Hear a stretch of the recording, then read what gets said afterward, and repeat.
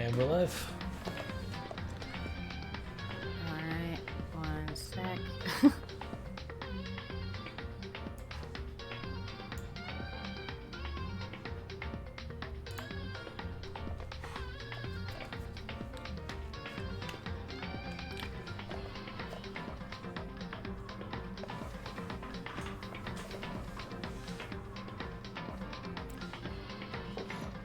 I'll just go and start the game, but I won't do anything till.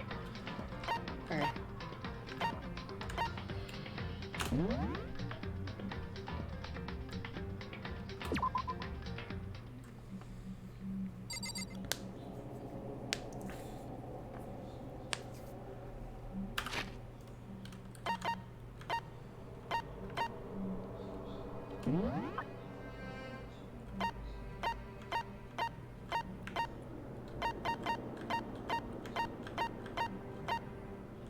List. Good list.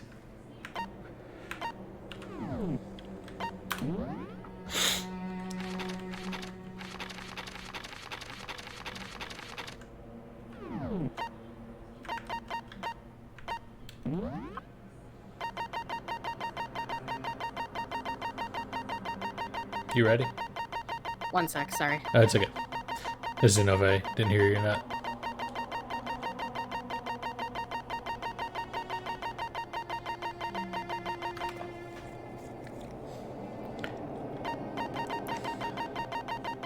I should text Tina to come scare you again. No. Maybe I already have. Who knows? Only one way of finding out, right, Taylor? Just gonna have to be on edge for the entire stream. Maybe she'll show up in 5 minutes. Maybe she's already behind you. Maybe it won't be till even after the stream. Who knows? Well, I know she's not behind me because I can see her from where I am. Oh. So. Alright, well, go and leave the area, I guess? Yeah. Alright. So we need to go, because only 4 people showed up to dining area. Thankfully, she was one of them, so she's not dead. It stays that way. So I forget what I was even where I was supposed to go.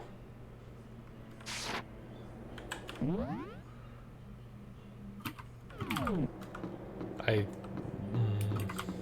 want to say I was supposed to check. God, totally lost. Forgot where I was supposed to go. I guess a bunch of people will be gathering in a certain area. Maybe look at the chat log. That would be.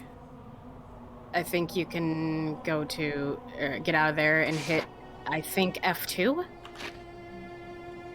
Okay, yeah.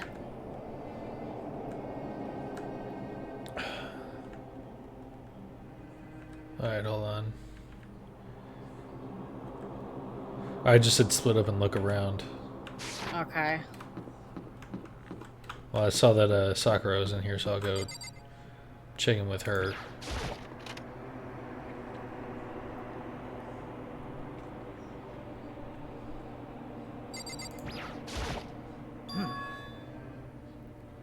There doesn't appear to be anything here.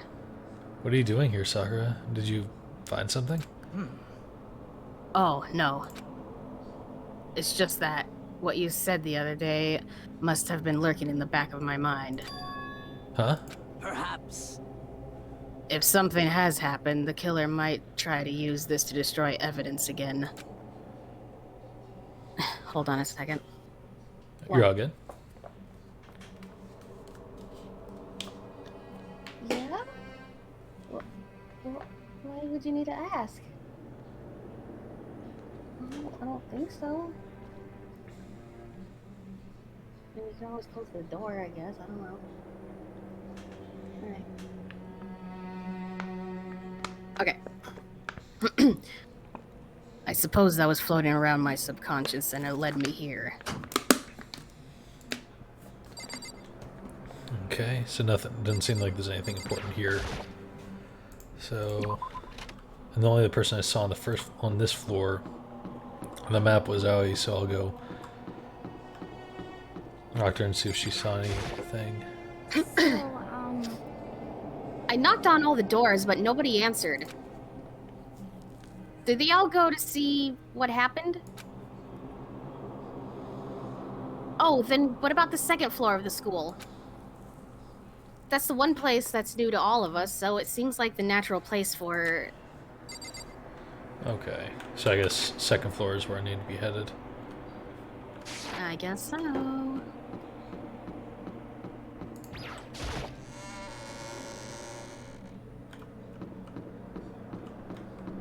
I guess I should talk to everyone since murder's about now.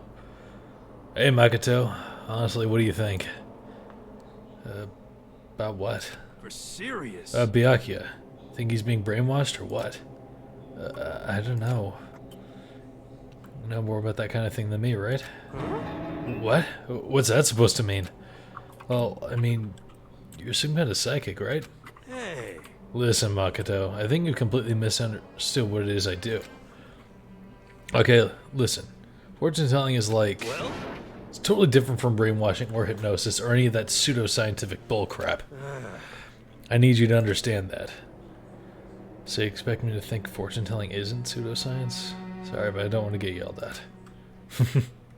Is there anyone... Because I don't want to just pop in every single... Okay, so he's the only one, so second floor it is. Oh. I always threw his mouth when I hit the end. Oh, hey, Avon. Yeah, this is our sixth stream playing Danganronpa now, so... Yeah. And this is my first time actually playing through the game. So I'm terrified and nervous constantly while playing through this.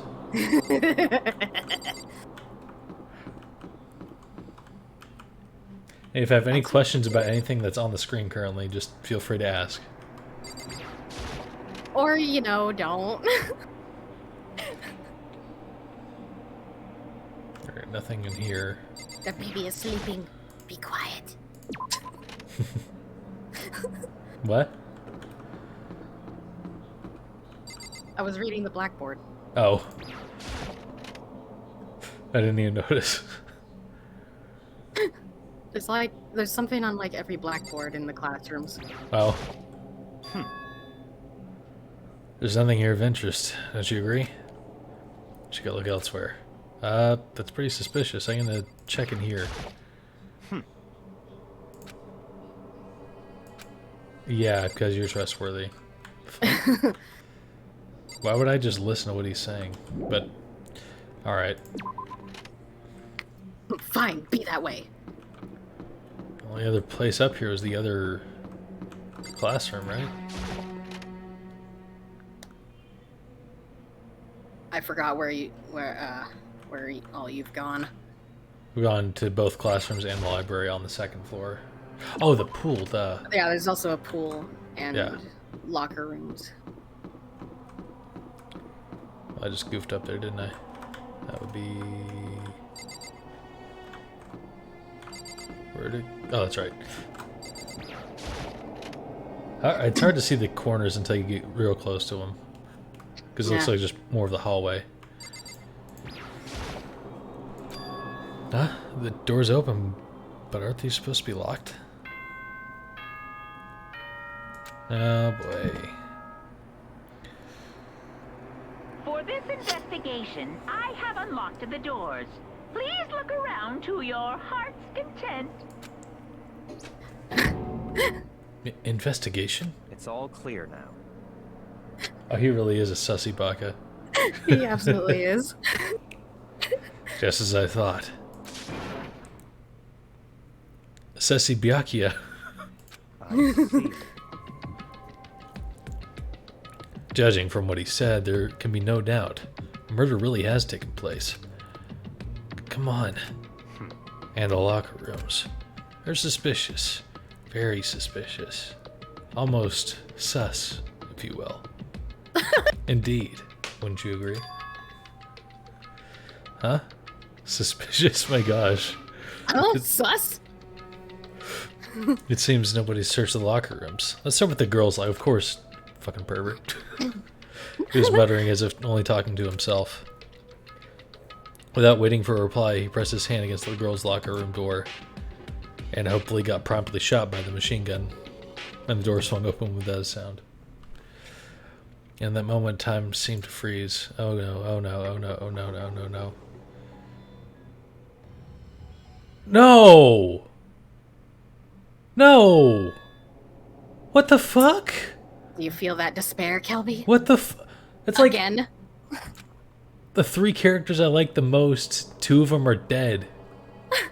What the Why? She didn't do anything. What the fuck? I'm sorry. I have to get unattached to Aoi now because it's just at this point it's just gonna happen. Good luck with that. I don't know how long it took for me to fully comprehend the reality of what I was looking at, but as soon as I did, a wild, almost primeval scream escaped from my mouth.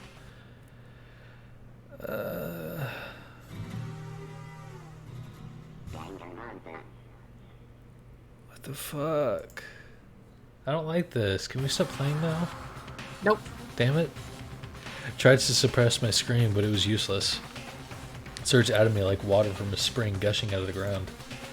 Byakuya, on the other hand,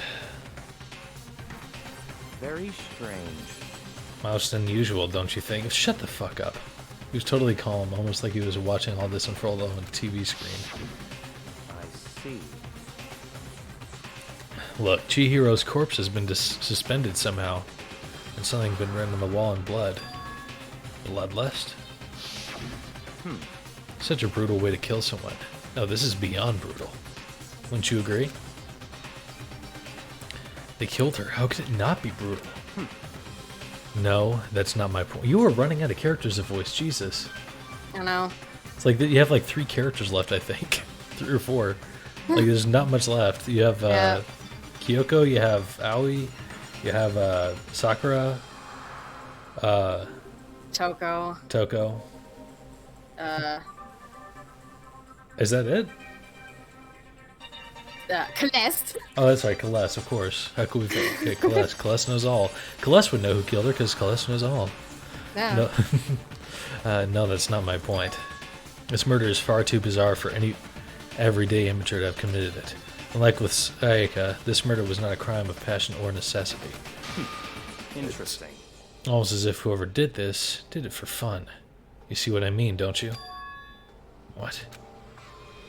I was swimming. I was still reeling, too confused to understand what he was trying to say. And before I could even begin to clear my head... What the heck? Hey, I heard screaming. Did something... Chihiro?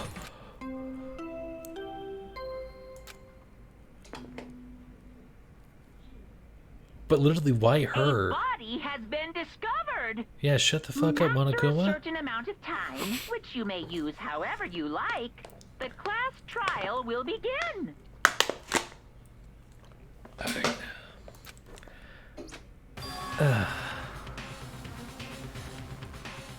What the hell was that? What? Ah, that's right. You were unconscious during Sayaka's, so you don't know about it. What you just heard was the body discovery announcement. Apparently when 3 or more people discover a body, an announcement plays to let everyone know. I imagine so as the search for the culprit can proceed fairly for everyone involved. Proceed fairly? The body discovery announcement? Then Chihiro really is... Naturally. dead. Yes. Before you start screaming your head off, go round everyone up. It seems another game has begun. Another life or death game to uncover a killer. Taka bolted out of the locker room. As everyone made their way to the scene, it felt as if no time had passed at all. It was like my sense of time had just taken wing and flown away. When I finally came back to myself, I saw everyone had the same look of confusion, fear, and anger. We all just stood there, gathered around Chihiro's body. Damn, I couldn't keep her safe. So there's another victim. Which means we are now in the same position once again. Fuck, man. What the fuck is this? It's a dream. This is a dream. It's all just a dream. In fact, I haven't even been born yet. I don't have any memory of ever being alive. What the fuck? Shut up. Hey, Kyoko. I'm just gonna talk to you if I can. Can I? I guess I can only investigate the body for now. For now, pay attention to the wall. I said it once already. There's a word written there. Yeah. Word bloodlust is written on the wall in blood. I don't think it's any kind of dying message. It's just too strange. You know, the thing about writing bloodlust in blood, doesn't it sound kind of familiar?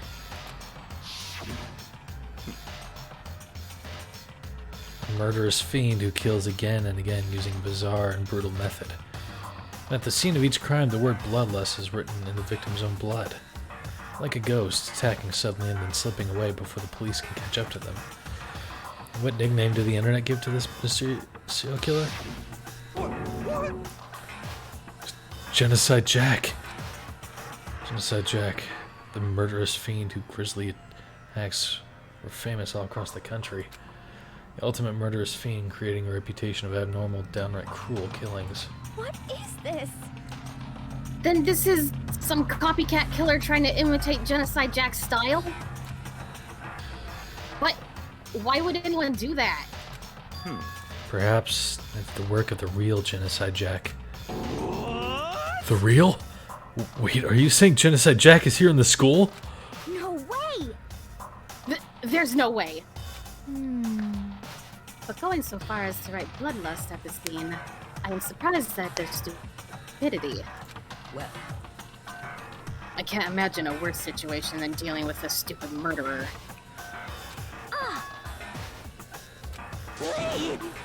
What is it now?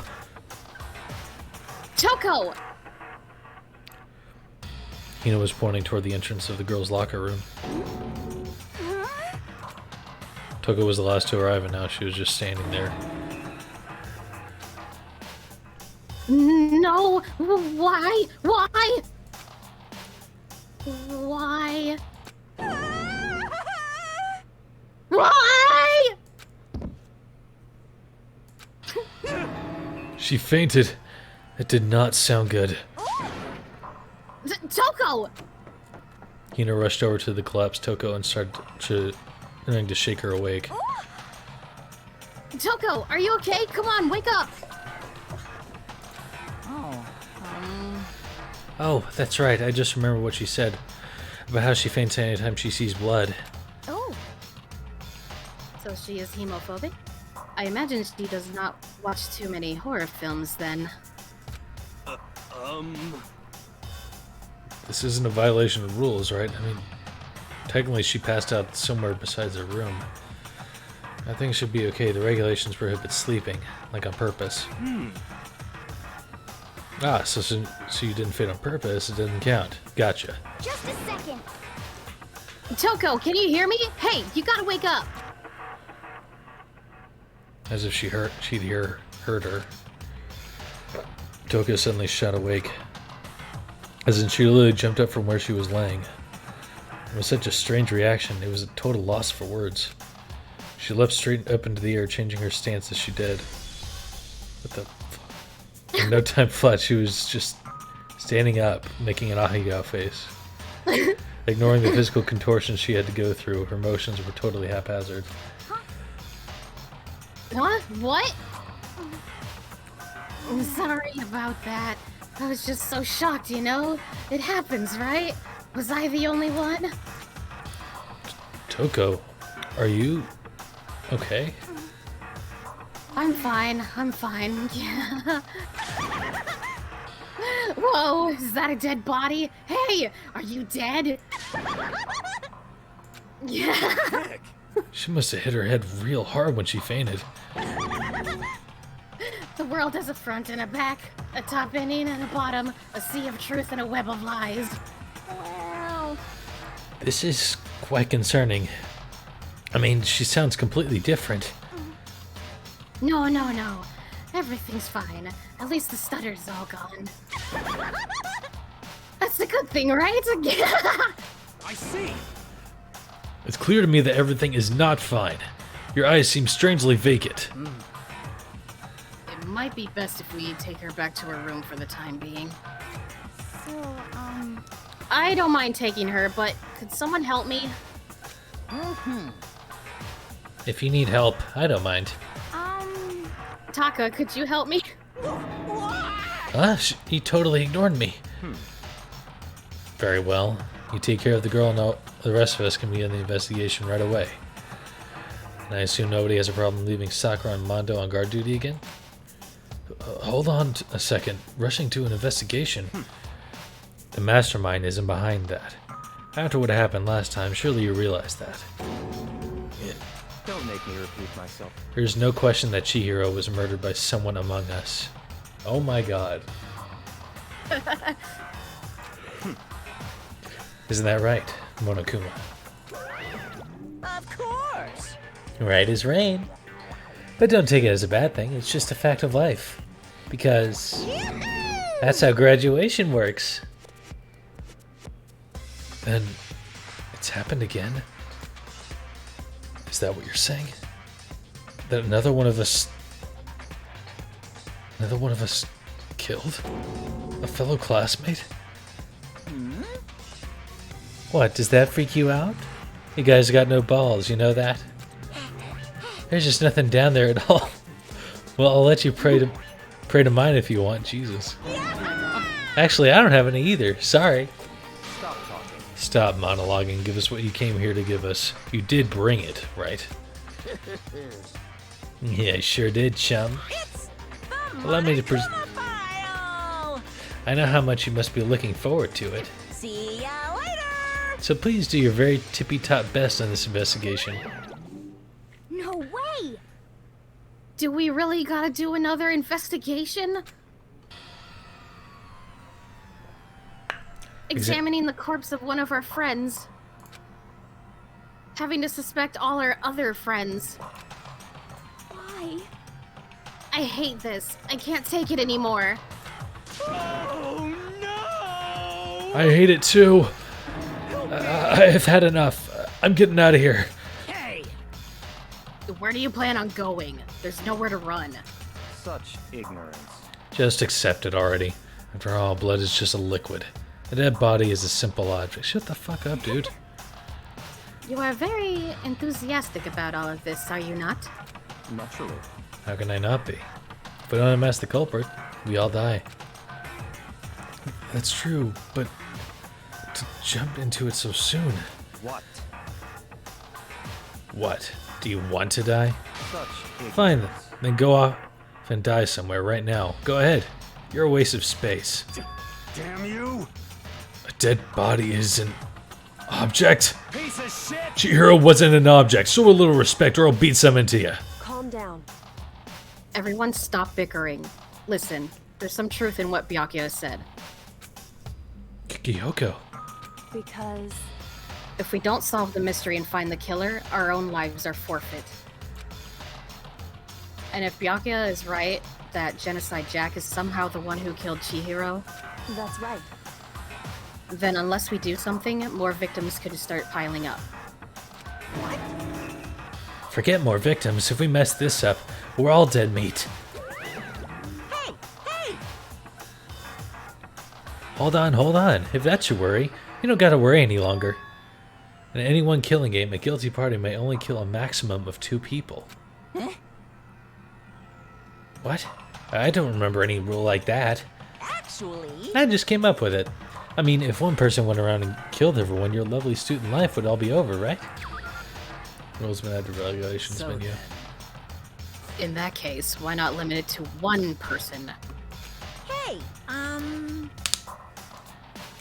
Well, in a good mystery, you don't want to miss out on at least the potential of a serial killer angle.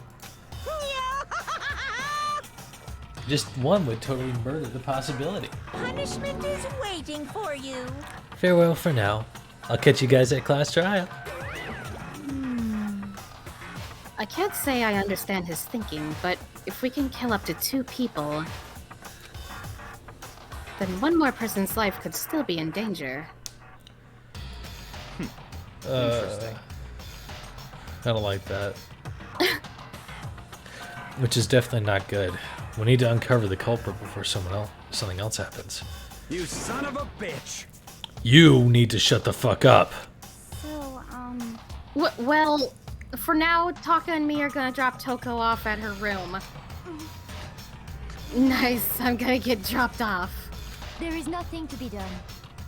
We have no time to stand around here. We must begin our investigation to... I'm not even gonna try. Toot sweet, I think. Sure. I've never seen it spelled, but I've heard that expression before, so I assume it's toot sweet. Oh, I have no idea. If we do not solve the mystery of who killed Chihiro, Is that okay? then we will quickly follow her into the afterlife. That's true. I hate this, but if I want to survive, me and everyone else, you have to do it. I don't have any other choice. I better check Monaco's file to see exactly what's going on. The victim was Chihiro Fujisaki at the time of death, estimated around 2 a.m. Body was discovered in the girls' locker room on the 2nd floor of the school. Cause of death was a blow to the head with a blunt object. She was killed instantly. That's all it says. Well, it's not like there's any point in complaining about it now. No matter what, I gotta do what I gotta do. Unku file number 2 has been added to the truth bullet section of the handbook. Hey Makoto, you have a second? Huh? Did you need something from me? Naturally. Of course, life without purpose is quite dull, you know? So what'd you need? I'm going to let you cooperate with me during my investigation. Huh? What? I'm purchasing your talent. The same talent which you allowed to solve the Sayaka's case. Solve? No, I just Stop talking. seem to have some limited use, which is why I've chosen you. You have the honor of contributing to my investigation. God, you're so fucking full of yourself.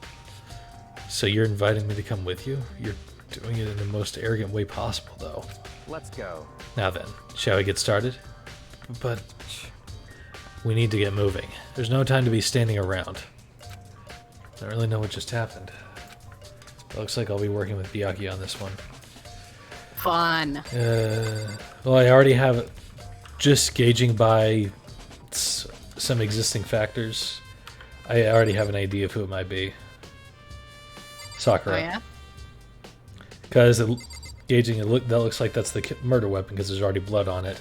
Only girls can enter this room, otherwise they'll have been shot and killed, which limits the murderers to Kyoko, Aoi, I forget other girl's name.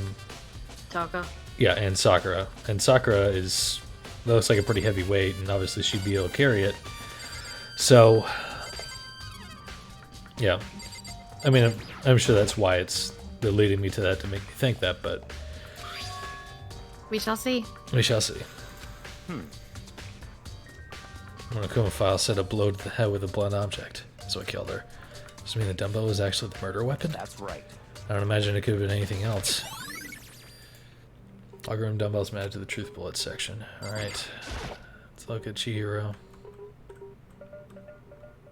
Could feel the life draining out of my own body. It's a dead body. Chihiro's dead body. Very strange. But the more I look, the more strange it all seems. This must be Genocide Jack's handiwork.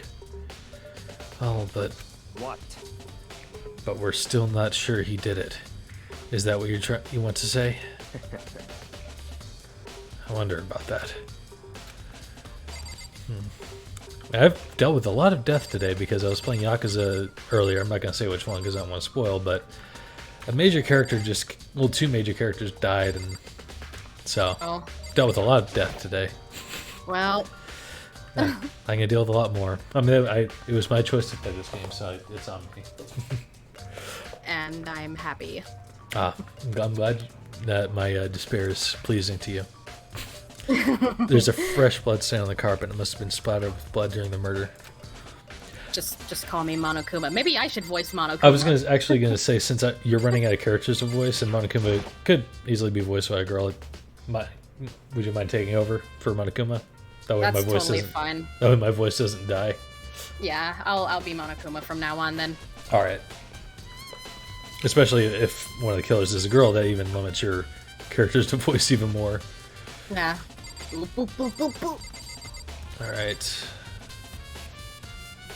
I got the blood stain. I'll talk to Sakura, see if she has anything to say. I use this locker room all the time. Now it's become the site of Chihiro's death. But why was she killed in the locker room? Actually, if you think about it, she could have been killed somewhere else than carried here. She was very light, that is true. It wouldn't be hard for someone to carry her, but still.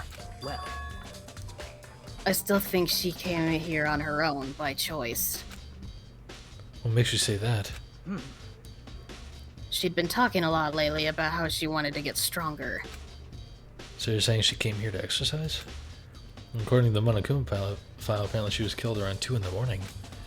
She really have been exercising that late? perhaps. Hina or myself are usually in the locker room during the day, so she was probably avoiding it then. Avoiding it? Although we invited her to join us more than once, she never showed up. So I can only assume she was trying to avoid us. And instead, she came to exercise in the middle of the night? However, Perhaps. But it's difficult for me to imagine she would have come alone. She did want to start exercising, but she specifically mentioned she couldn't do it by herself. She needed support from others. So you're saying she could have come here in the middle of the night to train in secret? But that she would also have come with someone else? It's a possibility, I think. Okay, so someone else... She would have asked someone else to come with her. Dude has a real complex about being weak. You heard Chihiro talk about it, right? All I need to get stronger. And I do remember she said that more than once. Sure did. Which I guess explained the trip down here. But did she really need to get stronger that badly? You already mentioned it, but she was a girl, after all. Most girls aren't all that strong. Pretty sexist of you, Makoto. Sakura's standing right Yeah, next I was to gonna you. say, she could crush you with her thighs, and I would thank her. Yes. I don't know, man. I haven't really thought about that stuff. Cause of Chihiro's complex. Can't help wondering what it might be. Mondo's account has been added to the Truth Bullet section. I believe it's time for us to move on. Already? what? New clues won't magically appear by staying around here. I need to check every aspect of this case. That's true, but Let's go. you're satisfied. Let's hurry up and proceed. He's so pushy. I got caught up with the wrong person this time.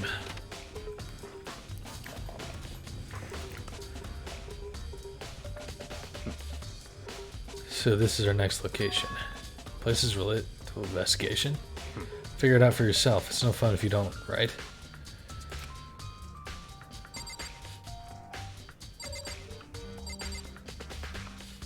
Guess I'll check that. A bunch of different pool-related items on the shelf, which have nothing to do with the case. Maybe the gun? If this gun was used to... No, impossible. If that were true, Chihiro would be riddled with holes.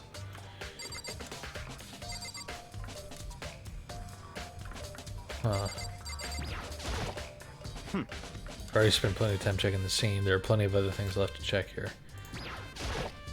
It's not even the scene of the crime, idiot. I'm just trying to fucking figure shit out, douchebag. What do you want from me, man? Flotation donut. I don't think it's related to what happened to Chihiro.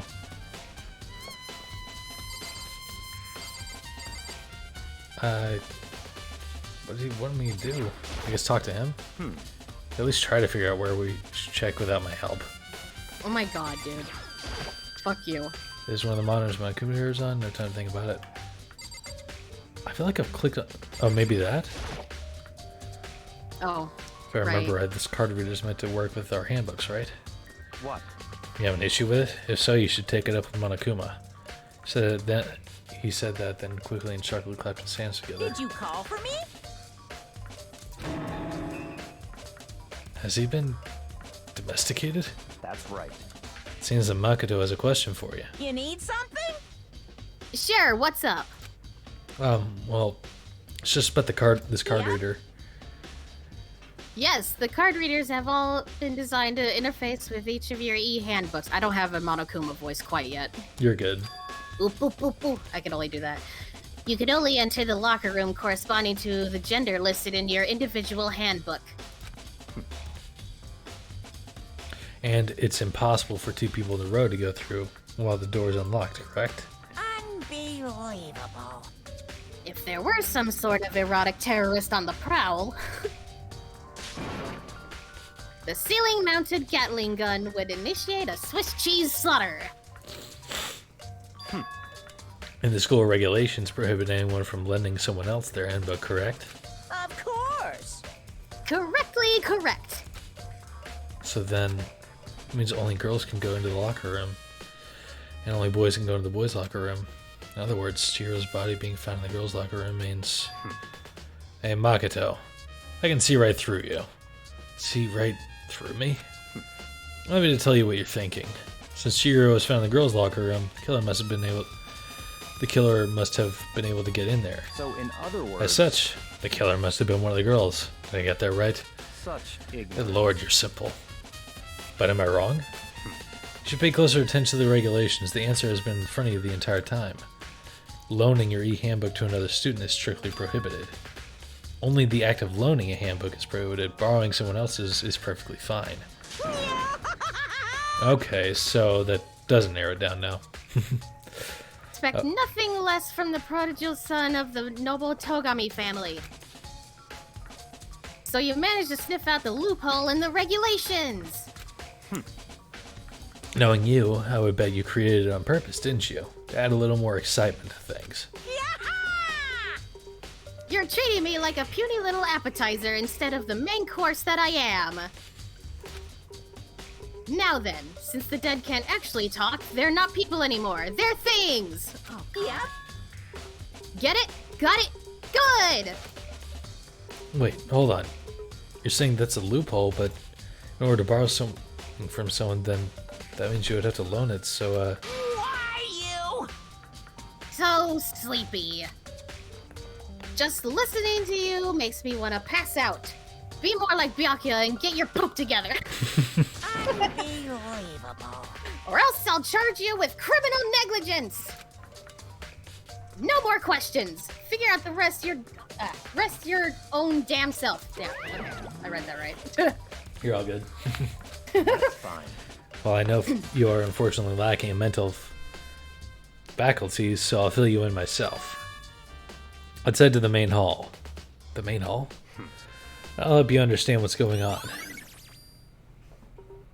Card reader has been added to the truth bullet section of your handbook.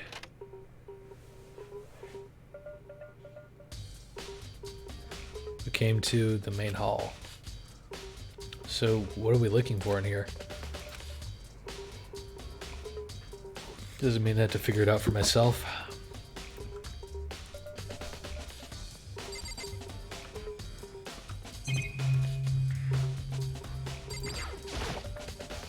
Surveillance camera, and there's only assumed to be a gun attached to it. It's so chilling. Maybe that? There's a mailbox here. Could there be something inside? It's an e-handbook. Wait, there's 3 of them, but what are they doing here? So you finally found them. Did you know these were here, Byakuya? I happened to find them by chance myself the other day. It seems there's a system in place where the handbooks of the dead students get delivered to this mailbox. So then these 3 handbooks belong to Junko, Leon, and Sayaka. You can go ahead and confirm it yourself. Immediately turned on one of the handbooks, and when I did...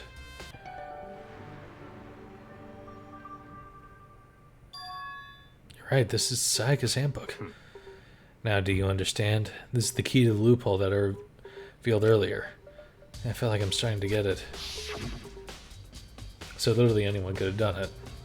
Yep. You should pay closer attention to the regulations. The answer's been in front of you the entire time. Loaning your e-handbook to another student is strictly prohibited. Only the act of loaning a handbook is prohibited. Borrowing someone else's is perfectly fine. I see, yeah, now I understand. Hall e-handbooks is added to the Truth Bullet Section handbook. What? Hold on a second. What's wrong? Very strange. That's strange. One of the handbooks won't turn on. Is it broken? Whose is it? The handbook showed Junko's name when I started it up.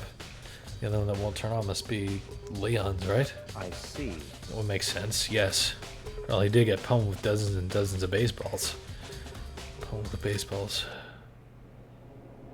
Memory of it came flooding back. A cruel punishment which led to Leon's death. Execution that mastermind concocted. Cruel, heartless death. You're right, it wouldn't be surprising for the handbook to break during that kind of assault. Damn it! Hey, hey! Making Hey! Now I'm really angry! Hey! What? That e-handbook is essential to student life here. Crucial, integral, instrumental, a super big deal. There's no way it would break that easily. But it did. That's impossible! If I say it wouldn't break, it wouldn't friggin' break! It can withstand up to 10 tons of pressure, and it's waterproof up to 100 meters, okay? I don't care how many baseballs you hit it with, it wouldn't do crap! Oh, but even my amazing handbook does have one single weak point. It does? I can't hear you! But it's a secret! I wouldn't want you to go breaking any more handbooks! What? And Leon must have broken it somehow without realizing what his weakness was, right? Hard to say. You know what I think? I think this handbook isn't actually broken. What? But you might ask, how could that be?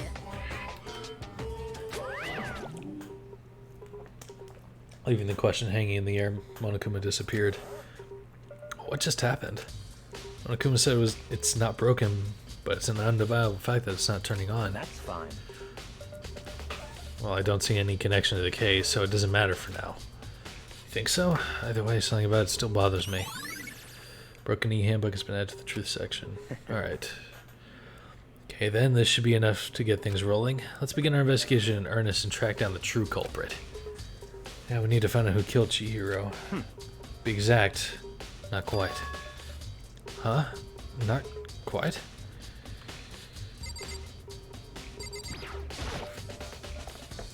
Like a metal blocking the entrance seems like some kind of machine. What do you mean by that, Byakuya? To be exact, not quite. Certainly, I want to reveal Chihiro's killer, but more precisely, I want to discover the true identity of Genocide Jack. Then, you really think... You really believe Genocide Jack is the one that killed Chihiro? Don't make me repeat myself. The murderous fiend is Genocide Jack, right? What? There's nobody else it could be. Murderous fiend who kills again and again using a bizarre and brutal method. Like a ghost attacking suddenly and then slipping away before the police can catch up to them. And what nickname did the internet give to this mysterious serial killer? Genocide Jack. They say he killed thousands of people, but that's gotta be an urban legend. Still, could one of us really be a demented psychotic killer like that? You're not wrong to wonder. But words mean little right now. I have something that will prove it, and I can show you. Okay, then show me.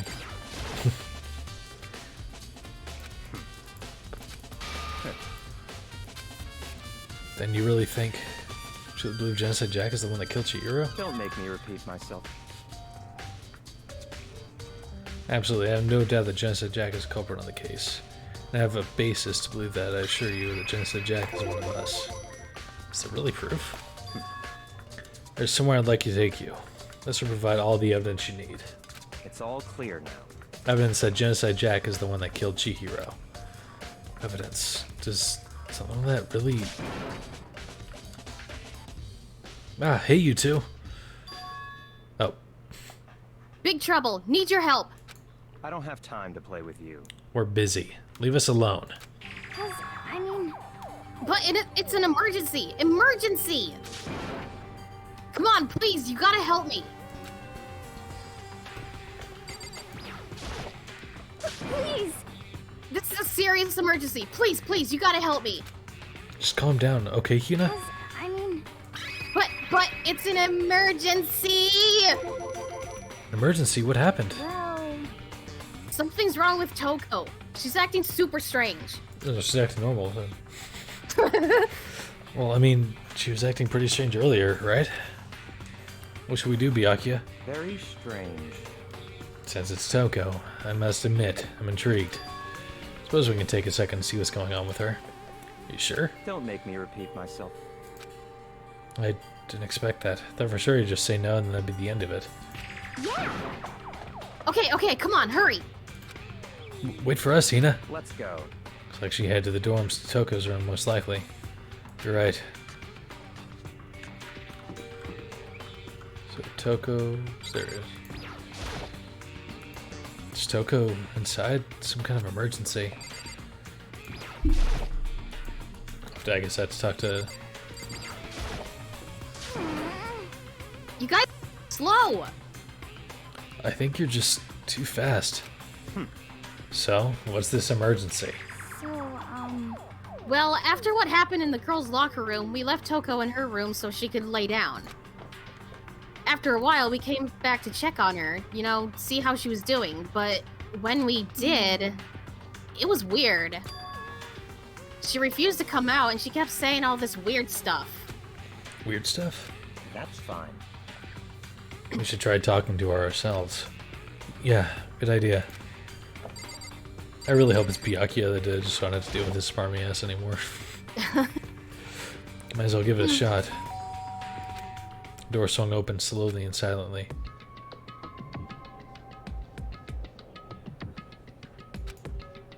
Holy crap! An aura of negativity flowed out from behind the door, forcing a gasp out of me. What? Oh, nothing. It's just that Hina was really worried about you, pulling yourself up in your room. leave me alone. Yeah, sure thing. But could you open up just for a second? Won't allow it. Huh? I won't let Genocide Jack have control. What the fuck? And just like that, she slammed the door in my face. What was that? Been acting like that the whole time. When I rang a little while ago...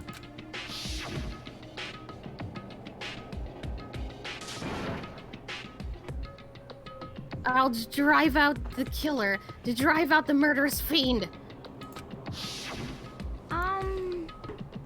It doesn't make any sense, right? I was afraid to leave her in there alone, so I tried to bust down her door.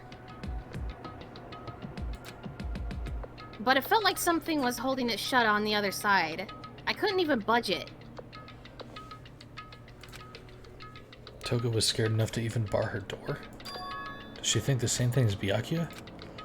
Does she think that the serial killer Genocide Jack really murdered Chihiro? Is that why Toko's so scared? But Whatever it is, I'm really worried about her. Isn't there anyone who might be able to persuade her? I wonder. Hey, Byakuya. You think you could ask her? To come out of her room, I mean? That's fine. Sure, whatever. Huh? You're gonna talk to her, Byakuya? Well, I guess you can be nice when you want to. Byakuya stood in front of her door, not making a sound, and pressed the doorbell. After a few moments... what do you want? Leave me alone, you're all so annoying.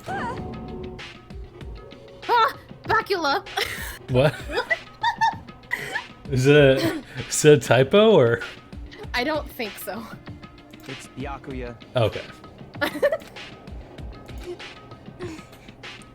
I'm sorry. I couldn't keep our promise. But don't worry. Never again.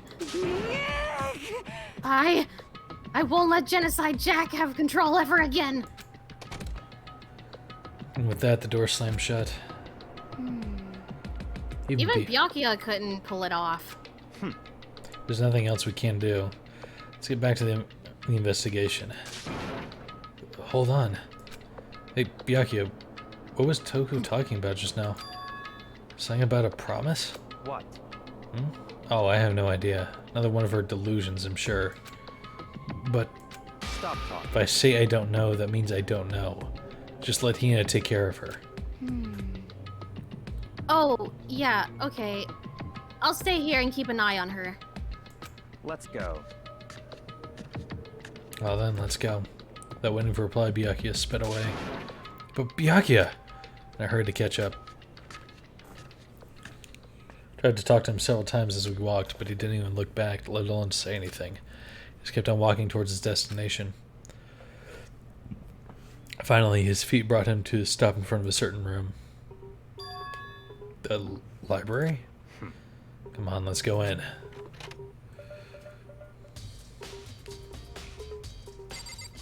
I'm gonna assume I can go in here now? I remember on the other side of this door. It's the archive, right? Hurry up and go inside. Oh, here? Let's go. It all makes sense once you're inside.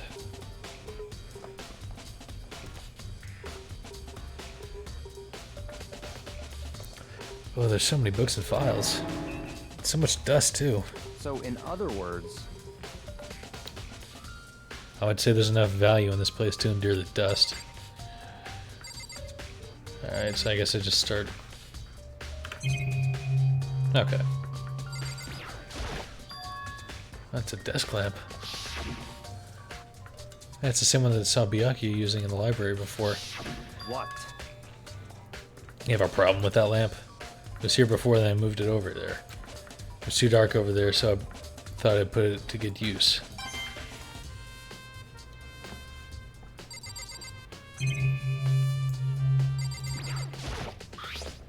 There's a wooden box. It's empty. Although, judging by the smudges in the dust, it looks like there was something inside. Wonder what it was.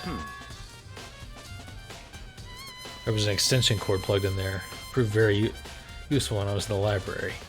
Extension cord, huh? Okay. I guess just each bookshelf now. This shelf stuffed tight with files. Not really thinking about it, I picked one out at random. Ah, you have a sharp eye indeed to select that file. That's right. That's the report on the presidential assassination. The original is kept at the National Library. It won't be declassified for another 30 years. Are you sure you want to look at it now? There's no telling whose crosshairs you might wind up in for peeking at it. Without making a sound, I return the file to the shelf. The hell? There's so many files stuffed in one shelf. That's enough. Things. Those documents are dangerous. Dangerous. They detail all the people who control the world from behind the scenes. Dangerous truth for a commoner. I mean, like, members of the Diet or something? Oh, no, I mean the ones with real power, the secret council, controlling everything from the shadows. If you're ready to be disappeared for that, take a look. There are some very interesting people in there. You're kidding, right? Am I?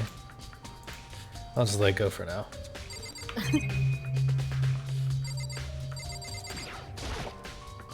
There's a ton of thick files stuffed in this bookshelf. Thinking of looking through any of them, let me give you a little warning.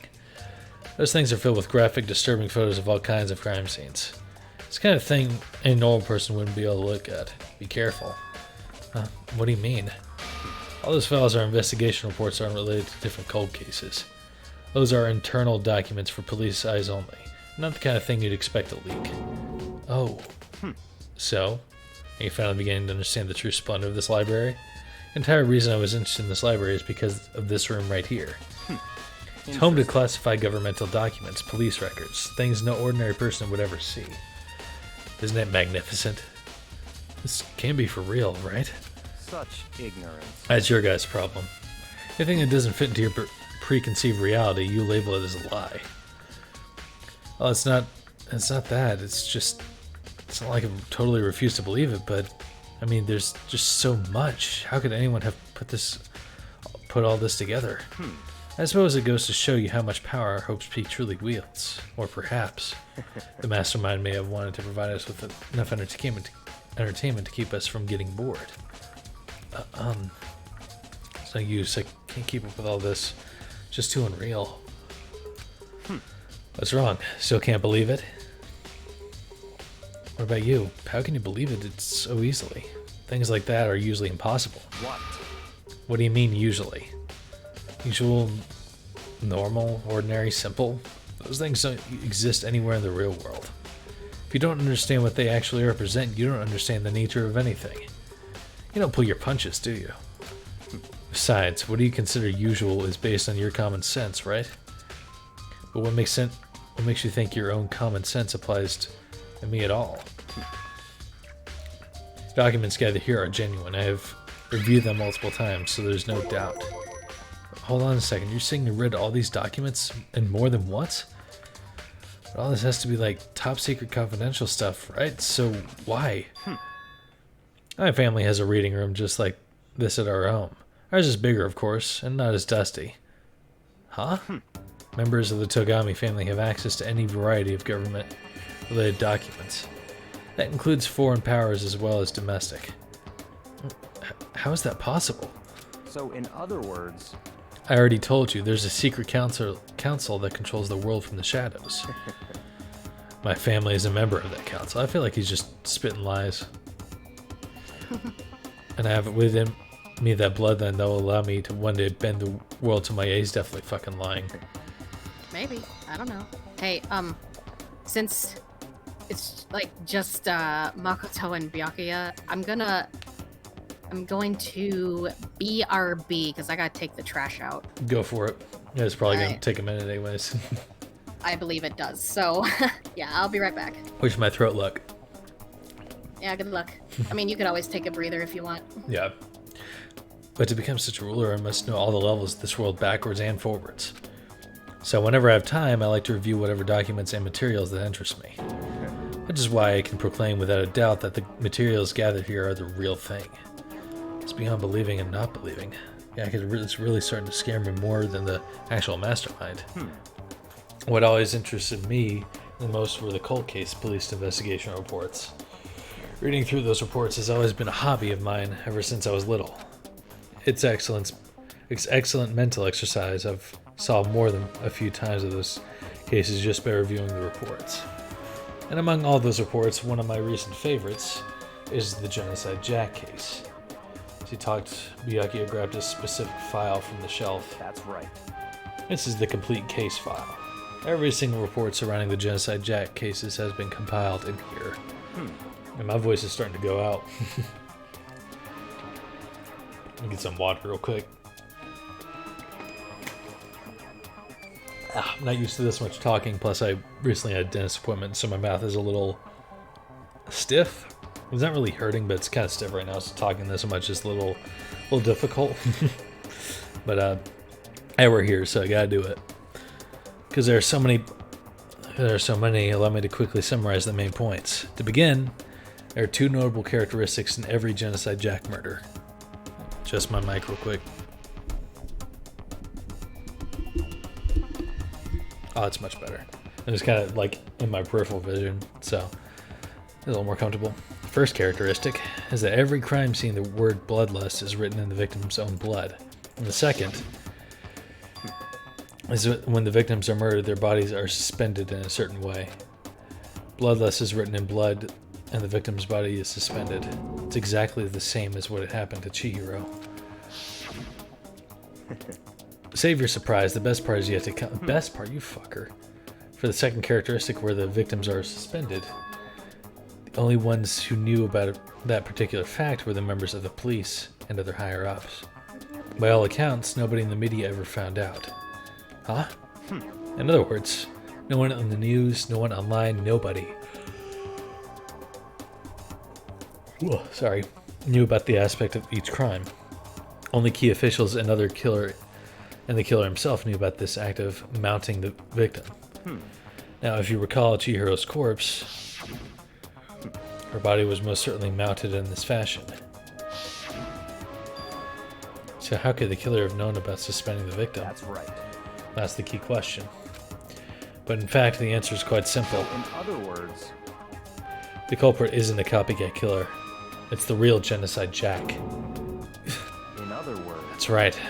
There is the evidence that Genocide Jack has hidden himself among the rest of us. Then Genocide Jack really is...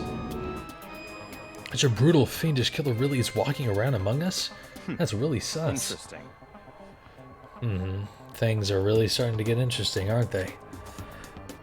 Never imagined a killer with such a reputation would ever become part of our little game. Now, don't you think it would be good for you to take a look at what I've already seen? You might just manage to ferret out a clue or two. Such ignorance. If you get down on your knees and beg, I might even show you myself. There's the security camera. There's never telling him anything. Yep. I've clicked on everything else in the room, I believe, so I guess he just wants me to talk to him again because he's a lonely little bastard.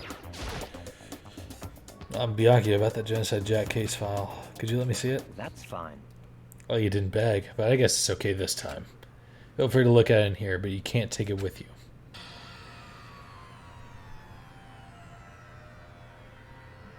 Byakuya handed me the file and I flipped through it with tense, nervous fingers. Suddenly my hand stopped. I had reached the page where the photos from the scene of each crime had been collected. Names of Genocide Jack's victims ran on for several pages. Ken Harada, 32, Kazuhiro Honda, 17, Shojigaku, 23, Kano Osai, 14, Kashi Yoshida, 30, Kutsuma Taro, Tokifuno Gono, Uchido Nahida, Hisa. The heck? I cannot talk. I'm just gonna. These are a bunch of names. There's no end to it. Sorry. I'm just. I'm not great with foreign names, and my mouth is a little tense from all this talking. So I'm just gonna. Yeah. If you guys are watching, you can read it too. So one thing became perfectly clear as I read: all the killer's countless victims were killed and suspended in exactly the same way. Only one thing I'm noticing is that, at least gauging from the pictures here, they were all stabbed with scissors or knives or something. And at the scene of every murder, the word bloodless was left in the victim's own blood. And now take a look at the next page and you'll find another interesting tidbit. Next page. Profiling results. All the crimes took place either on weekdays, at night, or during holidays. Either day or night. Most common time for killings to take place is on holidays in the afternoon. Based on these facts, it could suggest that the suspect may be a student. Evidence suggests that the suspect lingered at the scene, but when they did leave, they were in a panic. Because an eyewitness has never come forward, it's unlikely there was any external reason for this. This confused behavior suggests that the suspect may potentially suffer from dissociative identity disorder. Who does that sound like? Key point here is that the culprit may well have a split personality. Split personality, like the kind of thing you see on TV. So I'm part of another totally unbelievable story. This one is way more unbelievable than anything else up till now. Or maybe it really isn't. I don't know, I feel like my mind has gone numb. And so Jack case file has been added to the Truth Bullet section. Let's go. Alright, should we get going soon? Where are we going? Anywhere but here. We finished our business, haven't we? Ah, wait, Byakuya. So everything's pointing in direction of Hina? Not Hina, that's... I'm forgetting her name. But everything's pointing in the direction of her. But I'm gonna guess it's actually Byakuya. Because he was very quick to jump on the scene. He knows about the... what do you call it? He knows about the killer. He knew about the e-handbooks.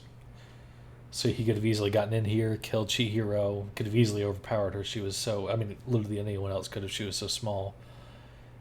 And he was so fascinated by the Genocide Jack case, maybe he wanted to be a copycat himself. And maybe he also has a split personality disorder, who knows. But that's just my guesstimate. Because I know, obviously, I no longer suspect Sakura. She doesn't seem like the type that would actually want to be that devious. Anyways. What's your guesstimate? I just got back. Oh, that's Byakuya. Ah, maybe. Yeah. As usual, Byakuya turned and left without another word. I hurried out of the library to catch up. And I literally just finished hopefully all the talking between just Makoto and Byakuya because my mouth is very, very sore. Oh, yeah. Hopefully. I came back just in time. Well, this is where we part ways. I have some things I need to take care of before the class trial. Just all of a sudden like that. I don't have time to Come on, enough of your annoying misapprehensions. Did you really think we'd be together this whole time? Take responsibility for yourself and do something useful. Move the investigation forward on your own. Goodbye. And just like that, he was gone. Just as clearly as he'd asked me to join him, he cut me off. In the end, it felt like I was just some plaything getting tossed around. At the same time, I'd uncovered some really important clues thanks to him. Genocide Jack, he's the one that killed Chihiro. And that murderous fiend is one of us. But who is it? I have to find out, no matter what it takes. And to do that, there's somewhere I have to go and investigate one more time. I have to go back to the crime scene, the girls' locker room, and I should check the boys' locker room too. And the others might have come up with some info I might find useful on that. And to find everything I can.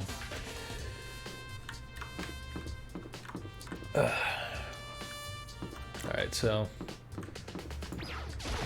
I just talked to everyone, I guess, and Yeah. yeah. Da-da-da-da-da! Ding ding ding, Hifumi has discovered evidence revealing the identity of the culprit. I feel as if... Another stat increase for me. Evidence? What did you find? I cannot reveal that just yet. But I guarantee what I found will steal the killer's breath from his lungs. Are you sure about that? Oh yeah, Ms. Ludenberg said she witnessed something worthwhile too. Really? What did she see? Well, She refused to tell me. It's like when a girl bullies the boy she likes, right? Right. Okay, so Right. where is Celeste now? The warehouse by the dorm. She was there, but at the same time, not there. What's it gonna be? Okay, fucking weird. Okay, well, we'll talk to Celeste later.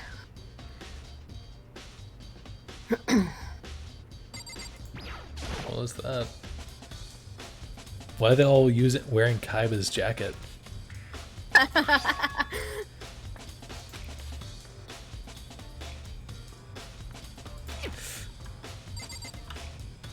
Kaiba boy band. Yeah.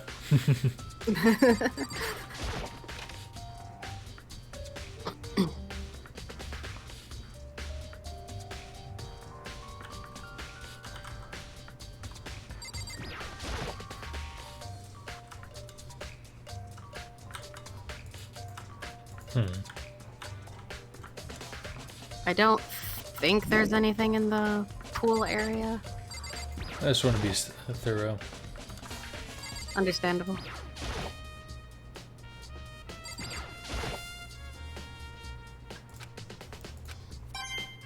Oh, well, I got Nice. one, so.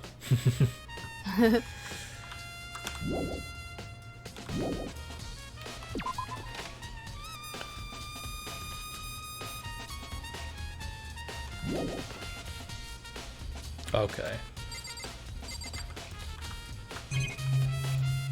Oh, someone shit on the floor.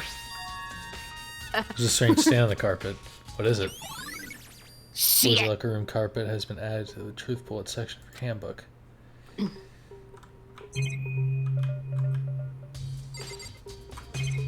I think that's it. Alright. Also recommend to go back to the scene of the crime, so...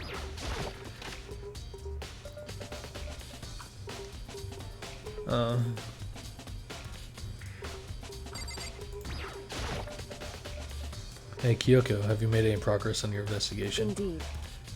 Generally speaking. However, But I have to get going. I have something unrelated to take care of. I wonder what that could be. that something is Taylor. Well, ladies and gentlemen, it took quite a while, actually. Granted, Kyoko was barely here, but direct your attention to the bottom left of the screen, and you'll see a thirst counter. I've already explained it. I'll explain this pretty much for every stream, just for anyone who is unaware. The thirst counter is for any time Taylor here thirsts for Kyoko. We're currently sitting at 47. This is the first of this stream, and if OBS will let me edit the text any day now. Come on. Come on. Don't make me have to go back to doing this on paper. Yeah, it's... I don't know why it's not letting me. I'll try closing it. Not closing OBS, but... Okay, it's not letting me do anything. It's not locked up, but... Oh no. Oh no. Oh Try it. no. Oh, I know what I can do. Hopefully that doesn't crash OBS. Oh please no. Oh god. Don't do that. I'll have to do it later. Because it's... Actually... What the fuck? Yeah, because like actual OBS is working, but I pulled the second window to edit the text, and that thing is completely locked up, and it won't let me close it that's either. Weird. So I'll just have to keep a tally and Just to remind us later. yeah. Here we go. What is it?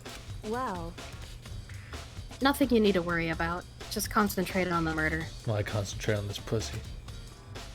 Yeah, mine. 49. Oh my god. Like I said, I'm probably gonna be extra thirsty today for reasons I won't get into on here. so then. Before I go, let me give you one piece of advice.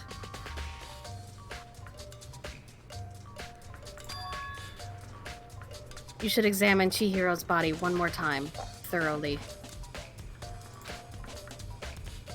Also, her handbook is missing. You might want to determine its whereabouts. Goodbye. That's it. I'll be praying for your success. Yeah, Kyoko turned and left the girls' locker room. Guess I'll take another look at the body then. And Chihiro's handbook is missing? Nothing worth worrying about. Chihiro's handbook has been added to the truth bullet section of your handbook. Kyoko said examine the body one more time. No, she said thoroughly, but I do have my limits. I better give it a shot anyway. Let's see. His hands are bound with this, what looks like some kind of rope. The rope was used to prop her up in a kind of crucifix position. The rope a plug? Wait, so then this isn't a rope at all. But the more I think about it, the more it's not the only thing that concerns me. Kyrigo's fatal injury was a blow to the head, which means someone struck her head in order to kill her. That's right, there's the issue of her being suspended in the fatal blow. First, I didn't see any reason to think too much about either of them. But seeing them again and looking through the Genocide Jack file, something's not quite right. What does this all mean? As the dead body's been added to the truth bullet section. Although one thing most likely to tie all these mysteries together is the true nature of the rope that was used to suspend Chihiro, and to figure out that there's a certain place I need to revisit and look over again. Plus, it might help to look at Genocide Jack's case one more time. Okay. Talk to Sakura and I'll do it one more time. Chihiro's presence here was especially weak. Her body and her soul. I'm gonna try and edit it one more time, just to see. Okay. Come on. Come on, please work. I guess I'll just have to fully close OBS and do it later. I don't know why. That's weird. Yeah. Maybe it just hit a thirst. We hit a thirst limit. No forgiveness! To target such a helpless being, it's unforgivable. What a wretched beast to do such a thing. She looks like All Might, like when he's in, like with the eyes and everything. Yeah, I know. I cannot forgive this.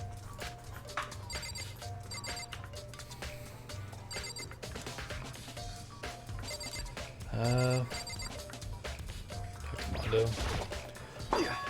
Dude had a real complex about being weak. Oh, just what he's. Oh, this again. Okay.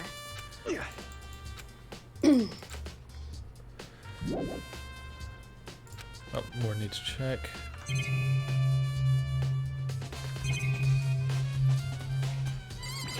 I guess I just need to re-examine everything. It's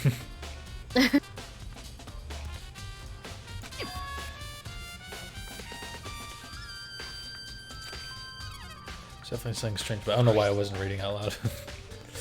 Oh. The boys' locker room, there's a poster of a popular boy band. The girls' locker room, there's a poster of a big-breasted swimsuit model. Posters could have been switched. But if they... Oh... I should talk to someone who knows a little more about the locker rooms. Okay, so she was probably killed in the boys' locker room. And when they killed someone, that shit staying on the floor was them scaring them. Was her... someone shitting themselves. I don't know why, but... I mean, they do say that you poop, like, if you have to poop when you die, it just immediately shoots out, so... Oh, yeah, definitely. The word bloodlust is written in well in blood. Looks like all the other Genocide Jack cases. The crime scene, the word bloodlust is written in the victim's own blood. It's a blood stain on the carpet. It could only have caused by Chihiro's murder. I wonder if that's a carpet or a rug. Because if it's a rug, that might... Huh. Oh, like, she's from like the locker room because she's been here a lot. Yeah. Spent a lot of time exercising in the girls' locker room, right, Sakura? Of course. I've used it nearly every day since it opened up. Sometimes Hina and I use it together. Okay, then let me ask you something. Do you think the posters in the boys' and girls' locker rooms could have been switched? I'm sorry. Sorry, I can't really say. I never really paid any attention to the posters. I see. However, But there is something that's been bothering me about the locker room. You see, I like to drink a little protein coffee every time I finish exercising. We have protein coffee? In the warehouse. It's not the highest quality, but I don't have a lot of other options. I mix protein powder with the coffee and down a glass of it after exercising. Oh. Anyway, the other day I spilled some on the carpet in the girls' locker room and it left a stain. Stain? But I don't see any stain on the carpet now. of course. Exactly. I noticed it earlier. The stain has disappeared.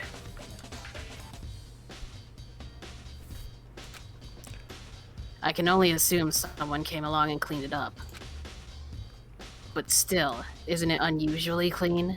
As if there was never a stain here to begin with. Spring stain has been added to the truth bullet section of your handbook. Okay, so so she was definitely killed in the boys' locker room, and that shit stain is actually protein coffee. Yep.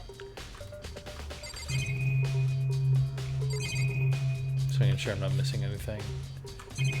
That might be it now. Yeah, it's usually like, oh, you sure you want to leave type of thing. So I wonder if I Yeah. should go back to the boys' locker room now that I've discovered that. Oh, maybe. I don't know. re-examine the stain, maybe. There's a strange stain on the carpet. What is it? Okay.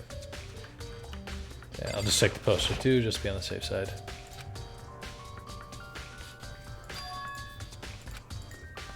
Okay.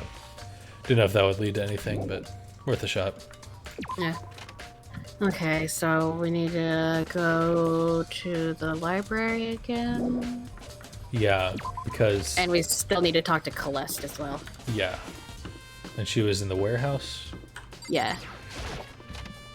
My guess is that... Well, she was tied up with a cord. Huh.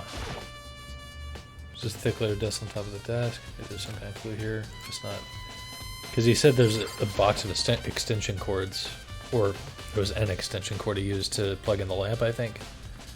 Right. In this box here. One box is empty. Extension cord was there in there before.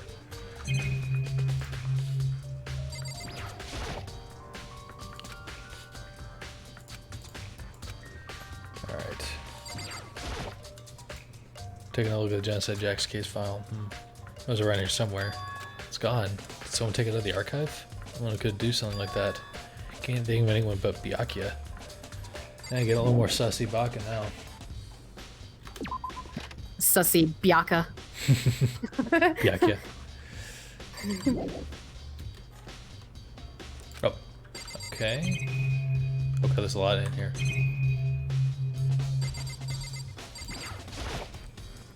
Oh, the lamp won't turn on. Oh, I see it's not plugged in. And its cord isn't long enough to reach the outlet from here. But last time I saw it, it was definitely on, and it was definitely right here. Oh, that's right. Byakuya said he was using an extension cord. There's no extension cord here now. Wonder if a desk lamp has been added to the truth bullet section. Just gonna check everything just to be sure. Oh, no, that's right. Oh, I keep forgetting I get these. Yeah, so it pays to look. I'll see myself out. Yeah, it took me a second. I was like, why is she emphasizing the word pay? And then my dumbass brain was like, oh, she's making a fucking pun. And I accidentally clicked on the door.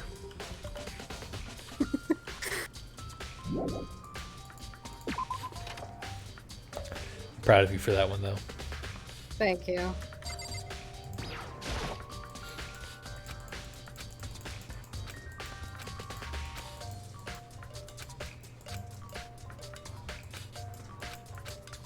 Okay. Alright, nothing left in here. I guess I'll just go down and talk to Celeste now. Actually, I'm gonna check the map and see if there's anyone else up here. Huh. It doesn't show that there's anyone here. Usually it does. That's weird. Do they not show during the investigation where people are? Yeah, I guess not. Double check. Huh. Oh. That's weird. Well, I'll just talk to these two then. Tire my mouth out even more. Maybe we should have confessed all embarrassing secrets after all. Damn it, I'm sorry, Chihiro. It's all because I wasn't strong enough. I'll talk to him again just to be safe. Okay. You never know. See in the video room? Main hall. This is the main hall? No. Okay. I think you were next to it actually. It's over to the left there.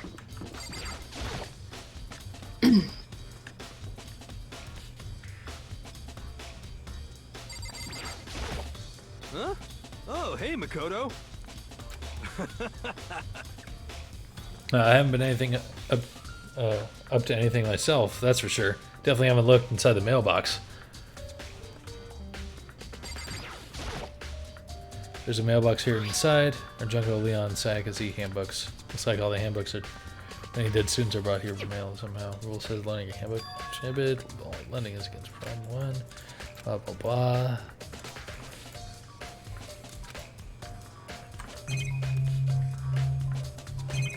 Okay. You didn't say anything worthwhile, and the class trial only starts when you have all the evidence, right? Yeah. Okay. So I don't have to worry about accidentally missing something No. and getting like soft locked out. That's Nope. good. Now to talk to Celeste.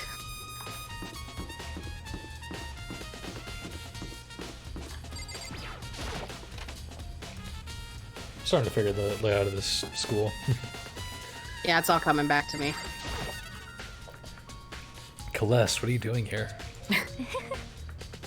This warehouse is amazing.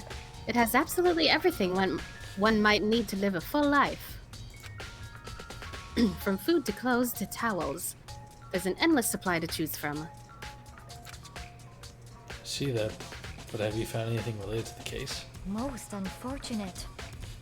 I knew you were going to ask me that. I thought talking about the warehouse itself might misdirect you, but I see it was pointless. Then you did find something. Very well, I will tell you, and only you. Actually, Last night I saw her here. Chihiro was in the warehouse. What? Really? indeed. This was right before nighttime. What are you doing out this late? Oh, I was just... Are you planning to go exercise, perhaps? What? How did you know? Because I can see a blue track jacket sticking out of that duffel bag you're carrying. Oh, you're right. Thanks. Well, I'd better get going. I'm kind of in a hurry.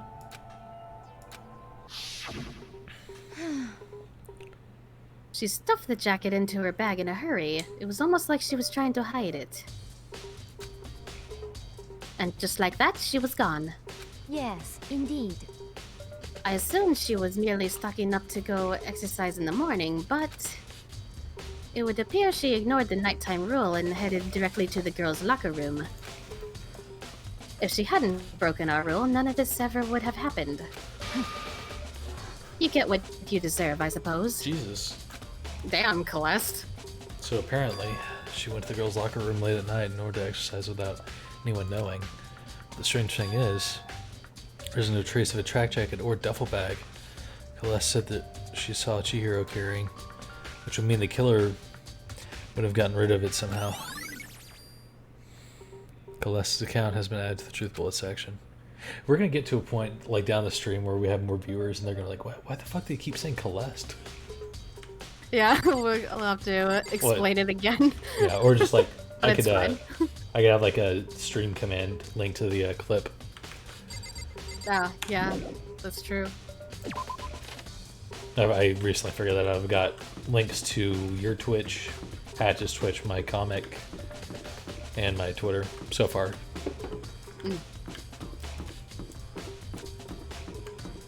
Let's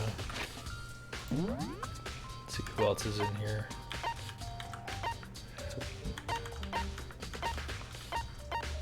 I'm afraid to go talk to Howie because I'm afraid I'm gonna get more attached and I'm afraid she's gonna die and I don't want that.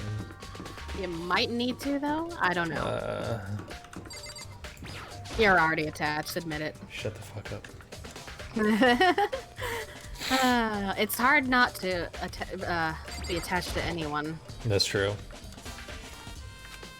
Oh, didn't mean to do that. F2, yeah. Oh, Hina, how's Toko doing? Same as before. She won't come out and she just keeps on mumbling about something about Genocide Jack. So I just left her there. You left her? My head was all swimmy and I was getting pretty hungry. Yeah. Oh, but don't worry. I'm gonna head back as soon as I'm done eating. Toko's not exactly pleasant, but I'm still worried about her. Good way to put it. Speaking of which, what are you eating? A donut, of course. Of course. There's two things I'm sure God created. Outer space and donuts. God damn it, I'm even more attached now. Really? Reasons why I was like, I think she'll be Kelby's favorite. I bet Chihiro would have liked to eat more donuts. Maybe that was her one big regret. Oh my god. I should have tried to spend more time with her. Come to think of it, who did she spend time with? Well, Yeah, she was a little bit strange. Didn't really hang out with the other girls much. It was like she was trying to keep her distance from us. Actually, Sakura said something similar. She said that even though you and her invited Chihiro to exercise with you, she always refused. yeah, totally. Yep, it's true. And it wasn't just us either. It was like she stayed away from all the girls. Was she just shy? I don't know. She talked to the boys all the time. Isn't it kind of weird to be shy around your own sex, but definitely or totally fine with the opposite sex? I mean, there's nothing weird about that. No. Oh wait, maybe she was used to guys spoiling her. The law says you can't judge a book by its cover, right? You think so? I never saw her as that kind of girl. Oh, his account's been added. Oh, was that everything? I guess so. Huh. Feels like there was less evidence this time around. Or it just went by quicker. Nah. I'm getting tired of waiting. Shall we just plunge right in? It's the moment you've all been I'm sure you'd like to waiting plunge for. right into Kyoko. You remember where to meet. Oh yeah. Hey, we've hit 50. We've hit 50, everyone. I need to figure out a way Fucking to. I need to figure out a way to add effects so when we hit like 100 or something and have like fireworks go off. But for now, woo, 50! Oh my god. You're something. an absolute simp. Please go through the red I door am. on the first floor. I think the of reason the school. number hasn't gone up higher is because we haven't seen much of Kyoko in this stream. Yep. See It- you soon. Yeah, it would be in the 60s probably right now if it was like anything like last stream. Probably. In the class trial or it's about to begin. That door's right through here. I'm gonna try one last time to see if I can fix this thing. Okay.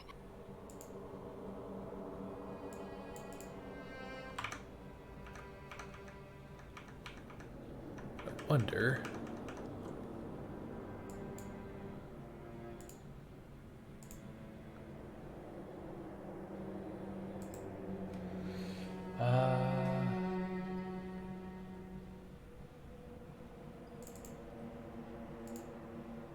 Because before it would like take it a second before it would let me edit it, but now it's just not letting me do anything.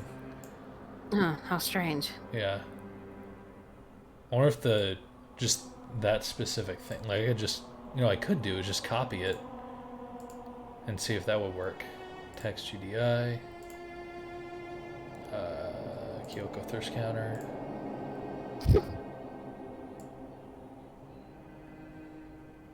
Let's put it right up here for now and see if I can edit it before I settle it in.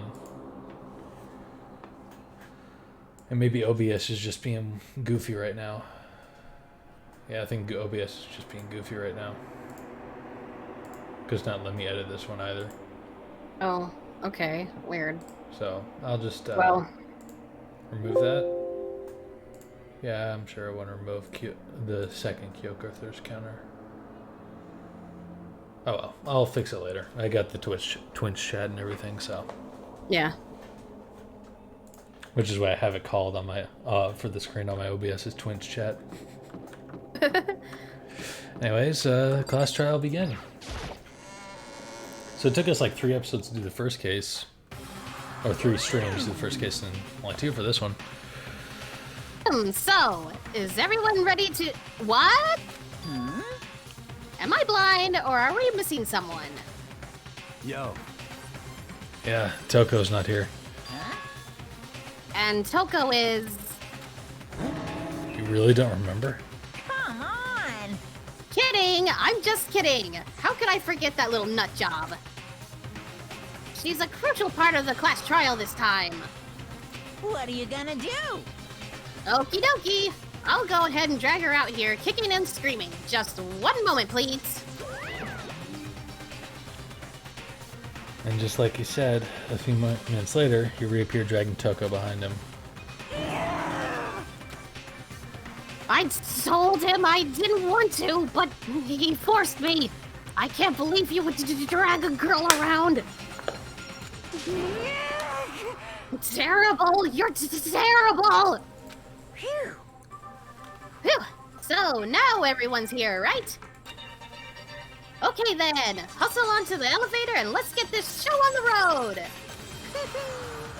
I'll see you guys down there. Let's go. So shall we get going? It's time to find out who killed Chihiro. Oh, I missed not voicing you. Chihiro Fujisaki. She was so gentle, so calm and meek.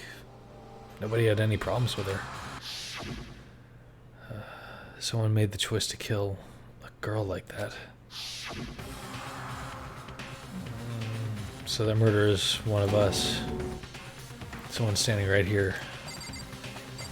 I'm really feeling despair. We have no choice, right? We have to do this. It's true. Yes. Give a small nod in reply. With one last deep breath, I walked toward the elevator on shaky legs. With each step forward, I could feel my heart starting to race faster and faster. I almost said sharding faster and faster. My heart started to shart faster and faster. Oh no, it's over. Oh god. As soon as everyone was on, the elevator began to descend. I couldn't get a handle on my emotions. Couldn't stop speculating. Can you smell that? I think someone's heart is sharding. Steel box sank with heavy clunking sounds deeper and deeper into the ground. And as we went deeper, the uneasiness in my heart grew bigger and bigger. Alright, who sharded in this elevator? Oh god. The elevator was unaffected, however, and continued to descend without hesitation, until finally came to a sudden stop. What do you think? I redecorated! Isn't it so fresh? Isn't it so exciting? Don't waste our time with stupid questions. Let's get this over with. Good, good. You're rip-raring to go. Gotta say, I don't hate it. Not at all.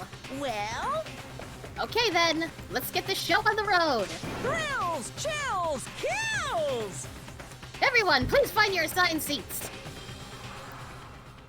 And so the curtain opened once again. Deadly judgment, a deadly deception, a deadly betrayal, a deadly riddle, a deadly defense, a deadly faith, a deadly class trial. Yep. Yes, we sure do. Don't want to go through that again. No. Oh yeah, just skip. I mean, I could get through it in 5 minutes because I don't have to do all the reading. But still. Nah. Set skills. So I have algorithm. Oh, the one Chihiro gave me. And you got neural liberation from Kyoko.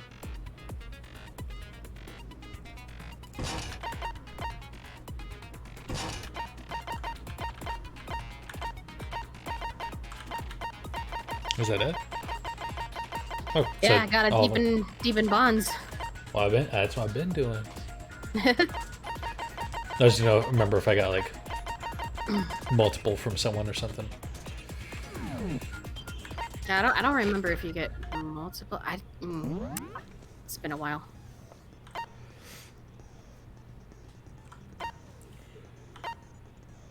Just want to quickly glance over all this real quick. Yeah, sure. She wanted to get stronger. Sakura said that she declined joining them for exercise. Was good with the dumbbell. The whole card reader thing. That's the only way to get in. The main hall e-handbooks. Broken e-handbook. There's a Jack case file. His account. Boys' locker room shit stain. The poster switch. Chihiro's handbook's missing. Oh yeah, I never found that. Status of the dead body. Use an extension cord and was blown to the head. Stain missing from the girls' locker room. Desk lamp. With the extension cord missing. And Celeste's account that you saw Chihiro at night. Alright. Just want to, if I can, not have to refer to it during the trial. Make it a little smoother. Let's begin with a basic explanation of the class trial. So, your votes will determine the results. If you can figure out who done it, then only they will receive punishment. But if you pick the wrong one, then I'll punish everyone besides the blackened, and the one that deceived everyone else will graduate. Okay then. So, first off, let's talk about the murder weapon! First, we have to make clear what was used to deliver the fatal blow.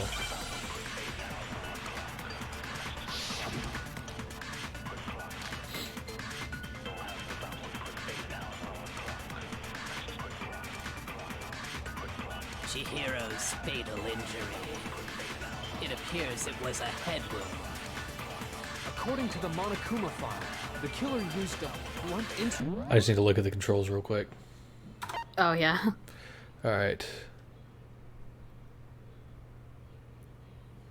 Aim, mouse. Fast forward. Left mouse button. Concentrate, space key, open, help, escape key. Okay. Just so I don't click the wrong thing and mess up. Blunt instrument could it have been? Oh. Oh. Chihiro's fatal injury. It appears it was a head. According to the Monokuma file, what kind of blunt? I bet it was an iron pipe. Interesting. Ah. That certainly would. Poor Chihiro. Remember space to focus. Yeah. Chihiro's fatal. It appears it. According to the Monokuma file, what kind of blunt Instrument. I bet it was an iron pipe. No, that's wrong.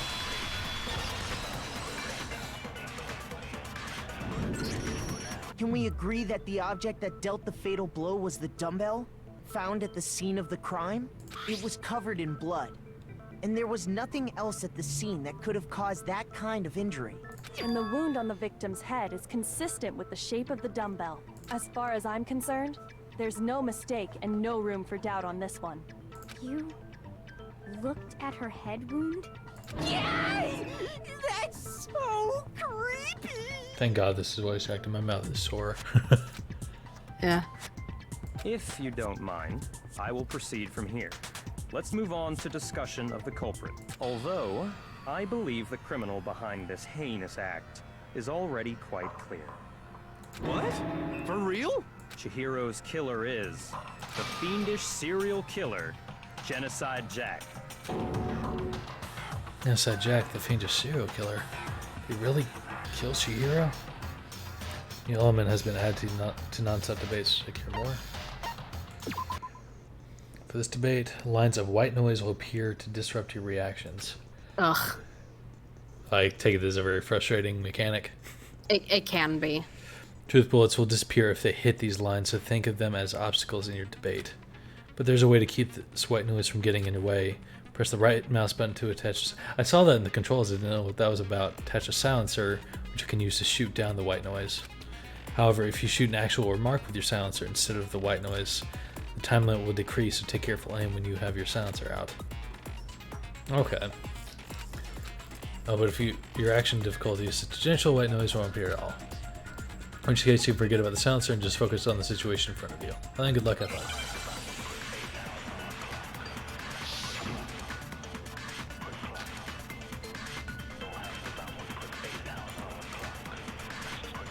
The culprit is Genocide Jack. I'm sure. Case closed, as far as I'm concerned. But that's impossible! Why? What makes it impossible? Well, I mean, come on! There's just no proof for it. No, that's wrong.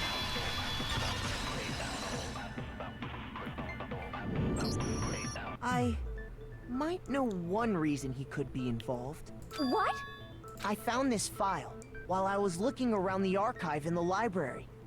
I guess it's some kind of confidential file the police put together about the Genocide Jack case. What? That's kind of weird as shit, isn't it? What was something like that doing in the library? The why of it is probably more trouble than it's worth. So let's forget about that for now.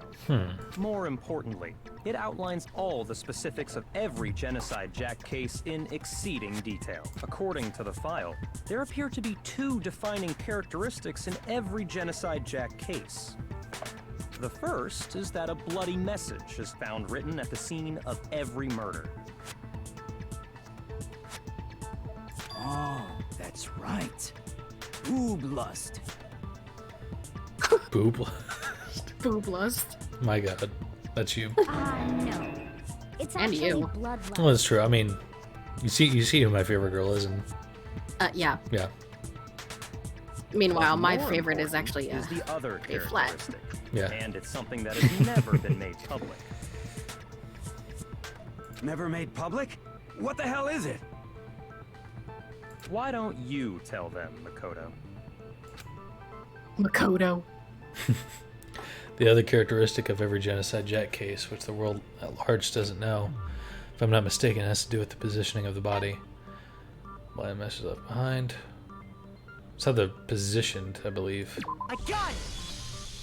Apparently, in every Genocide Jack case, the killer suspends the body in a certain way. Other than the killer, the only people who know about this are the higher-ups in the police department. However, Chihiro was most definitely suspended in the same way. So, how did the culprit know about this when only high-level police officials were aware of it? There's only one logical answer I can think of. It's because the culprit in this case is the real Genocide Jack. No Hey, fucking way. I need water. I'll be right back. Huh. Alright.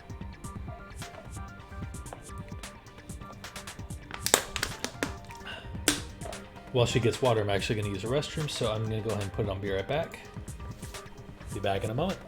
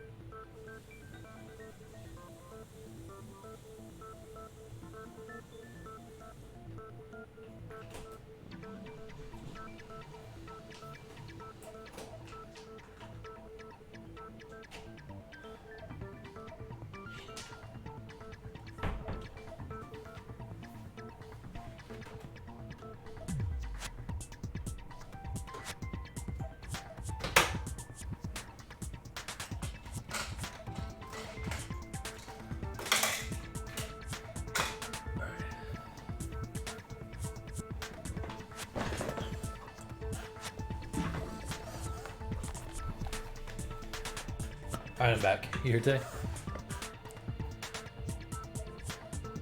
Guess she's not back. Well, I'm here. I got some yogurt and I peed. I don't really have anything interesting to say. I might be doing a stream tomorrow. Not an art stream. I downloaded I already posted this on Twitter, but I downloaded a Phantasy Star Online 2. Never played. I played the original way back when on the 360 Phantasy Star Online 1. And I have some pretty fond memories of that game, so I figured I'd try the second one. It might be a fun game to stream and just experiment and, you know, do something a little different. I don't know if I'll make it a regular game I'll stream because I don't even know if I'll like the game or not. But, you know, it can be just something fun to try out and do. And about all that jazz. I don't know when I'll do it tomorrow, but I'll do it. Well, actually, I don't know if I'll do it tomorrow now that I think about it because I have plans, like, pretty throughout the day. So if I do it tomorrow, it'll be like late in the day, like tomorrow, like late afternoon or evening, if I do it.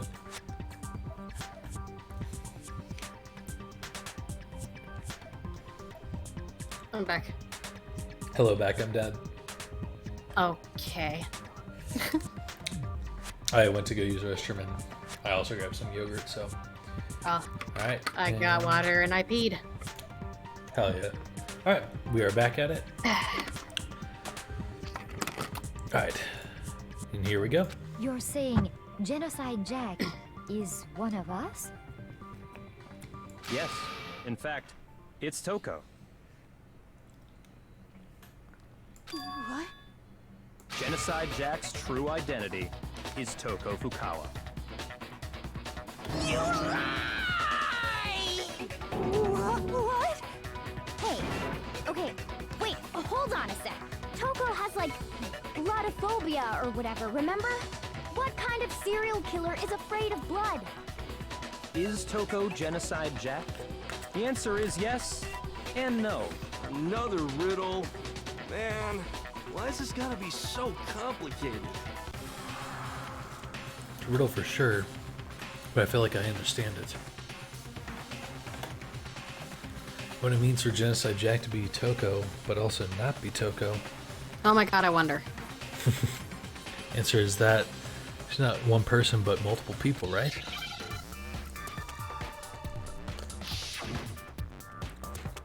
Now let's play Hangman.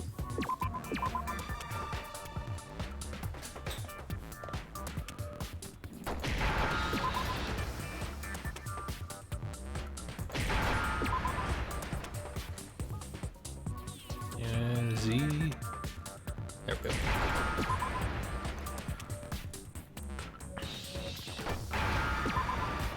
There we go. Now I understand. Is it because Genocide Jack has a split personality? Huh? I think I read that somewhere in the file too. They thought that the suspect might have, what did they call it? Dissociative identity disorder. Oh, okay. But still, to go and say that about Miss Fukawa is... Perfectly acceptable. Toko's strange behavior after seeing the body is proof enough that she has a split personality.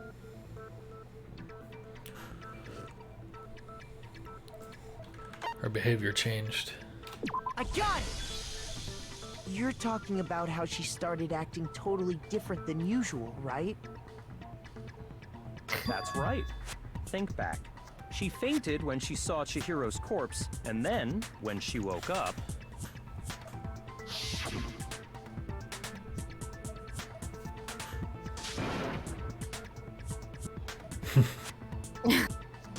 Hey, are you dead? She must have hit her head real hard when she fainted.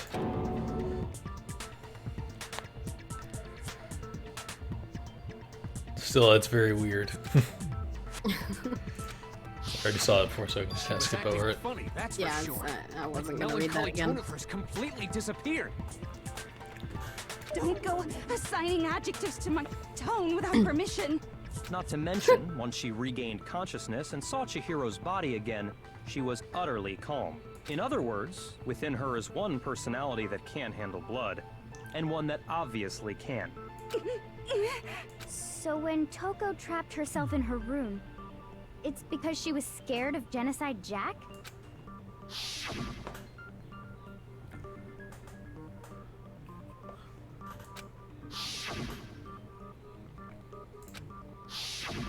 The reason she locked herself in her room wasn't to keep other people from getting in.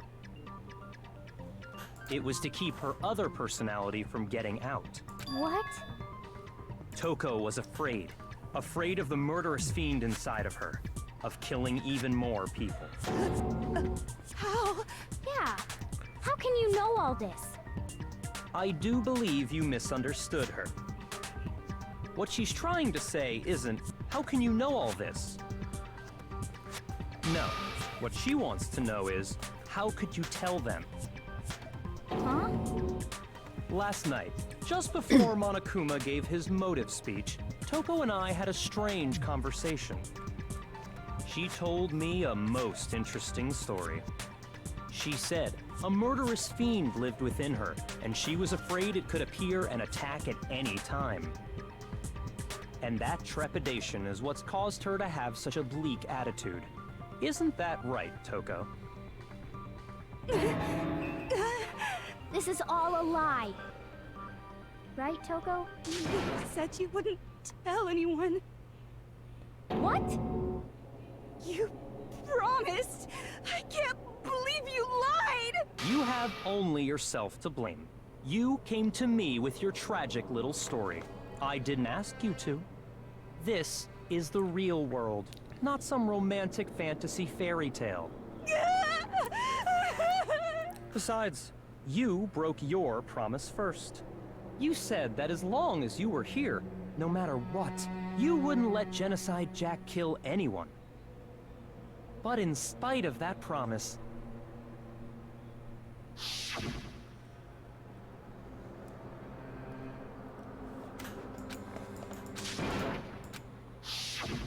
You said if I kept my promise, you would go out with me. That's the only reason I promised. how many times do I have to tell you? I never said that, but you weren't able to do it. You just couldn't resist that rush you got from killing, could you? I tried. I swear I tried to control it. But your efforts were useless. What a disappointment. I hate you. Well, the opening act is nearly finished. All that's left is to hear from the person in question directly. The person? You don't...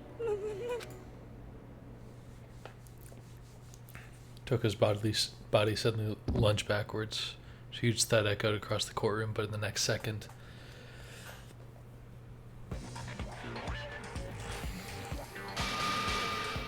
I've seen that face before, so now I know where it's from. What the heck? So you figured it out, huh? Well, whatever. What are you gonna do? I'm the ultimate murderous fiend, Genocide Jack! Or better yet, let's go with Genocide Jill! What the fuck is this? Toko, what happened to you? Not Toko, that's a loser name, and what happened is a textbook split personality. So what if one of them happens to be a serial killer? You should turn a blind eye to one's faults. So intense. Like they say, sound in murderous mind, sound in murderous body. This one is so different from the one we've come to know. Yes, well, the world is composed of a front and a back, you know. Just like how every inning has a top and a bottom, or how in the depths of every truth lives a little lie. Behind every dark and gloomy soul lives another that shines as bright as the sun!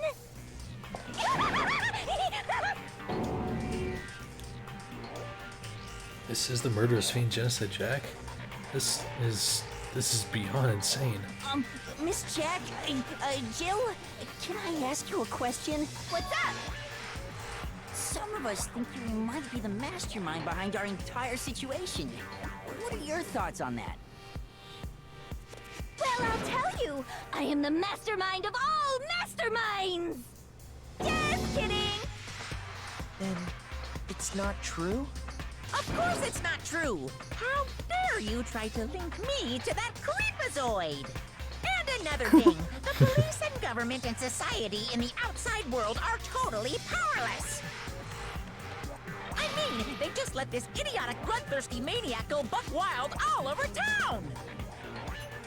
Sure, I'm a bloodthirsty maniac, but life is pain, right? To live is to hurt other people. It's a necessary evil if you want to survive. The act of living itself causes pain for everyone. Just kidding again! This should be enough to convince you. This murderous fiend is responsible for Chihiro's death. There's clearly a motive, so there should be no doubt. A motive? Remember what Monokuma told us? If someone didn't murder and graduate within 24 hours, an embarrassing memory or secret would be revealed. Oh, yeah. Well, let's assume that Toko's secret was about Genocide Jack. If a secret like that came to light, Toko's life would have undoubtedly been forever ruined. So she had a very clear motive to never have that side of herself exposed. Interesting. Very, very, very interesting. But sorry, as much as I hate to admit it, I'm not the culprit. Huh?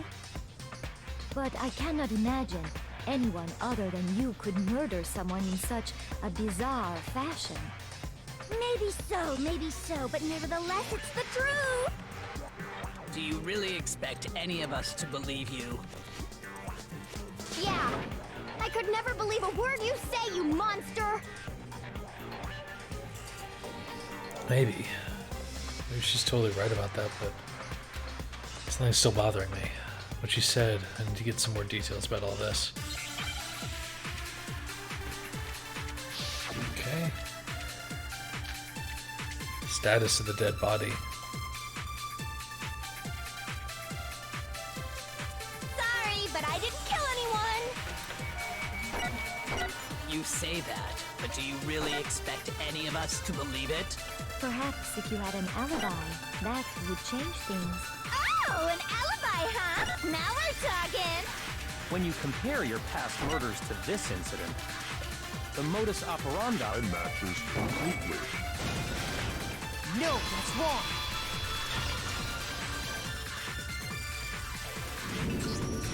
Are the methods of murder really exactly the same? I'm not so sure about that. Yeah, because the difference was that they were all There's a stabbed. slight difference between the Genocide Jack cases and this one. Yeah. Huh? How's it any different? Uh-oh, you don't know? Well then, human garbage, let me tell you! I murder with passion and conviction. I consider myself a professional, and I have a very particular way of doing things. Imagine you go to a fancy Italian restaurant. They're very picky about the noodles, the sauce, everything. But what happened to Chihiro? It'd be like if that same Italian restaurant started using ragu or Chef Boyardee. This is no creation of mine. Let me rephrase that in a way that maybe makes more sense. There are two clear differences makes perfect between the sense, Genocide actually. Jack cases and this one.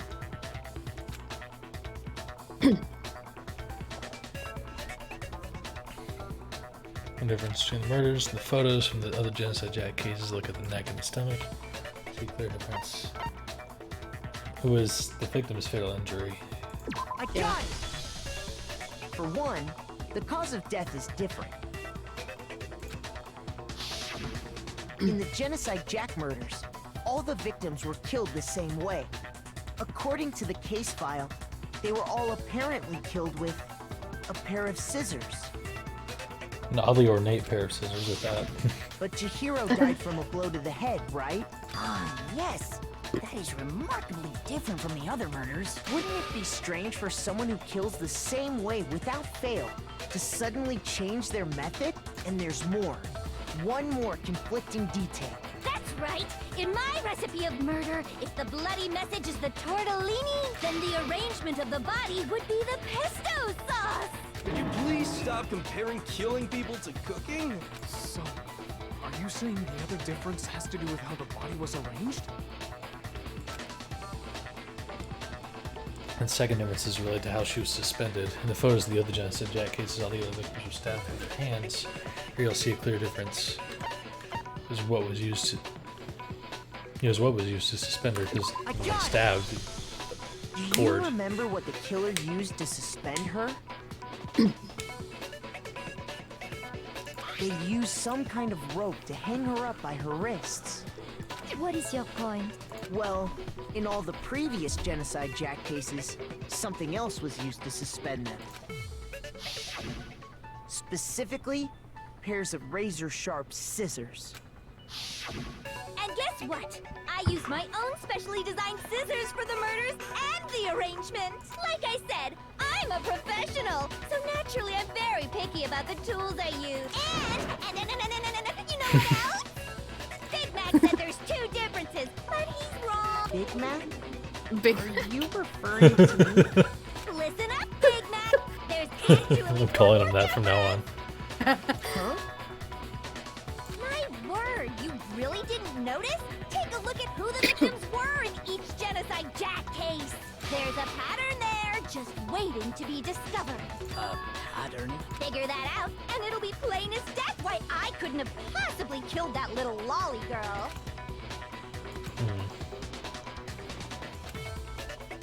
Seems very... Oh, you know what? They were all dudes. Yep. I got it! Is it because Chihiro was a girl? Bingo! Bullseye! Right on the money! What are you talking about? In all the Genocide Jack cases, all the victims had something in common.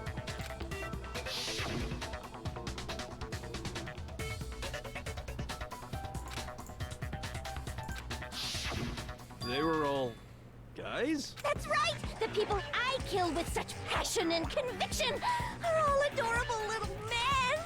I can't believe I said it! I'm so embarrassed! The hell is wrong with you? I can't help it! I'm just a full-throttle boy-on-boy fangirl, and the mopey side of me just hates it. But now I'm on the fast track to becoming a full-fledged fan madam! So since Chihiro was a girl and not an adorable little man, you would kill her? Adorable little man. Would an Italian chef suddenly start making ramen just because they're both noodles? Don't be stupid. I have too much passion and conviction to cross that line. That's the absolute reality of the one and only. We get it. You've clearly explained your hobby and your philosophy. But that's not all there is to it. It's a different matter entirely. When you're forced to kill in order to survive. Quiet, lowly cur! Lowly? Cur? I would never kill for a reason as petty as mere survival. And if by some fluke I did kill to survive, why would I bother with the message and arrangement? It'd make me the obvious suspect. That does make some amount of sense. Plus, whatever reason I have for killing, I would never leave out my prized scissors. Who would go out of their way to use a big, stupid, heavy dumbbell? Maybe you used the dumbbell because you couldn't find any scissors in the school? Any scissors? I don't just use any scissors. I only use my own set of high-class envy of the entire world scissors! Okay, whatever. There still aren't any in the school. Are you sure about that?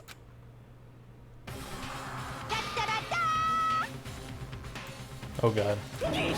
She's fully equipped. That's right. So I can kill anywhere, anytime. Why would I resort to dumbbells or rope when I have my trusty scissors by my side? Go ahead, tell me I'm wrong. You can't, can you? Gutter dogs, all of you.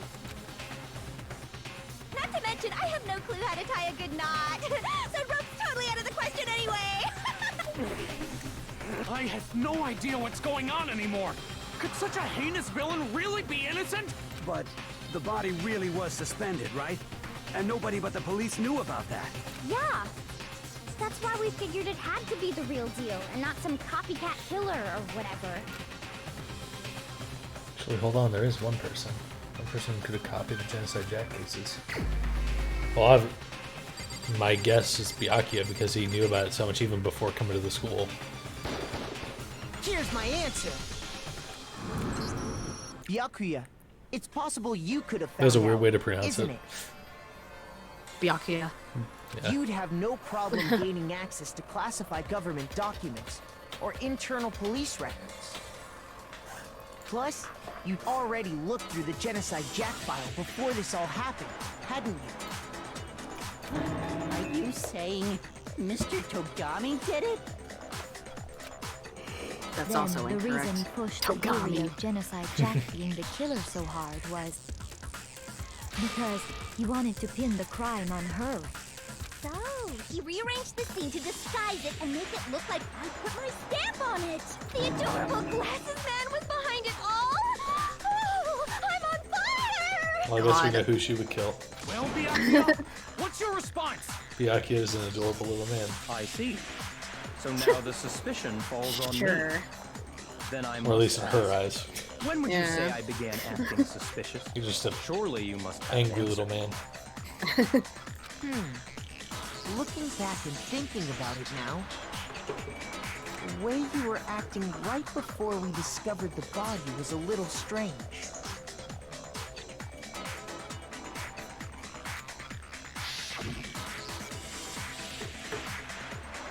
Locker rooms. They're suspicious, very suspicious indeed. Wouldn't you agree? Suspicious. I'm gonna search locker rooms and start with the girls' locker room. You wanted to go to the girls' locker room right away, right? But since you're a guy...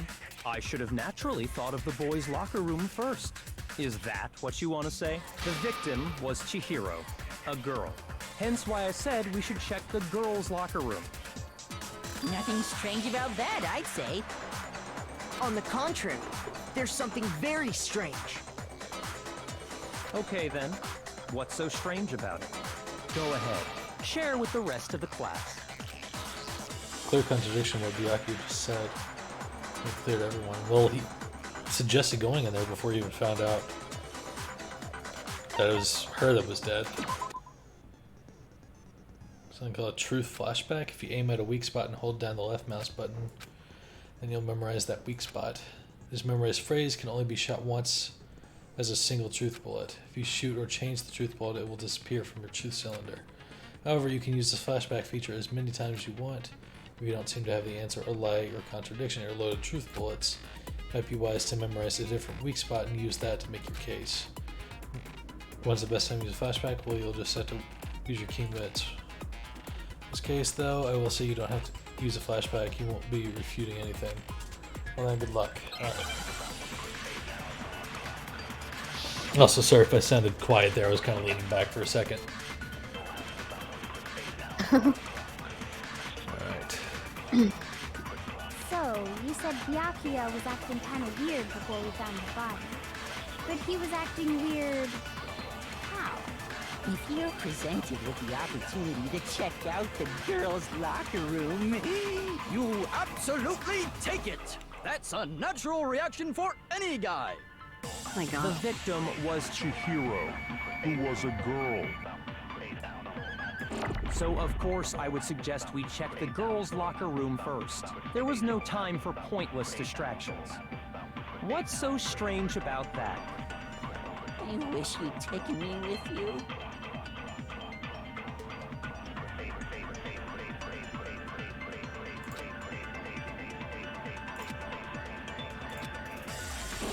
So, you said Byakuya was acting kind of weird before we found the body. But he was Oh, dang it. acting weird... how? Missed it. If you're presented with the opportunity to check Yeah, out and it is. The victim was Chihiro, who was a girl. So, of course, I would. There was no time. What's so strange? I wish you'd taken me with you. God. So, you said Byakuya was acting kind of weird before we I found said Byakuya. What? Did I click the wrong one? I thought for sure. So, you Maybe said it's the other way Byakuya was around. acting kind of weird before we found the body. But he was Oh, acting weird... yeah, that would make sense. If you're presented with the opportunity to check out the girls' locker, That's a natural reaction for... The victim was Chihiro. No, that's wrong.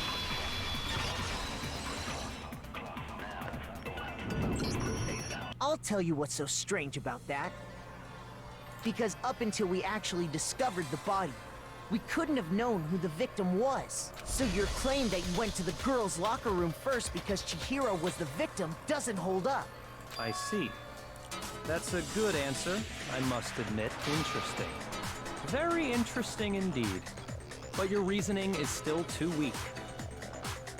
Huh? What's wrong? Is that it? Surely you've got more than that. Go ahead. Show us. Byakuya's attitude.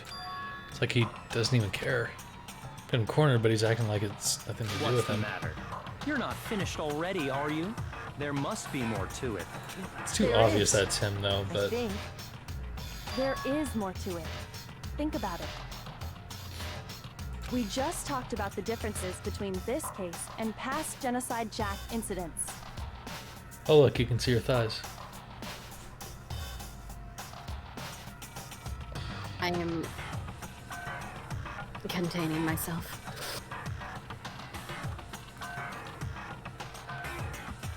What's the button to minimize the text again? I don't know. I don't know. There's no button. Nope.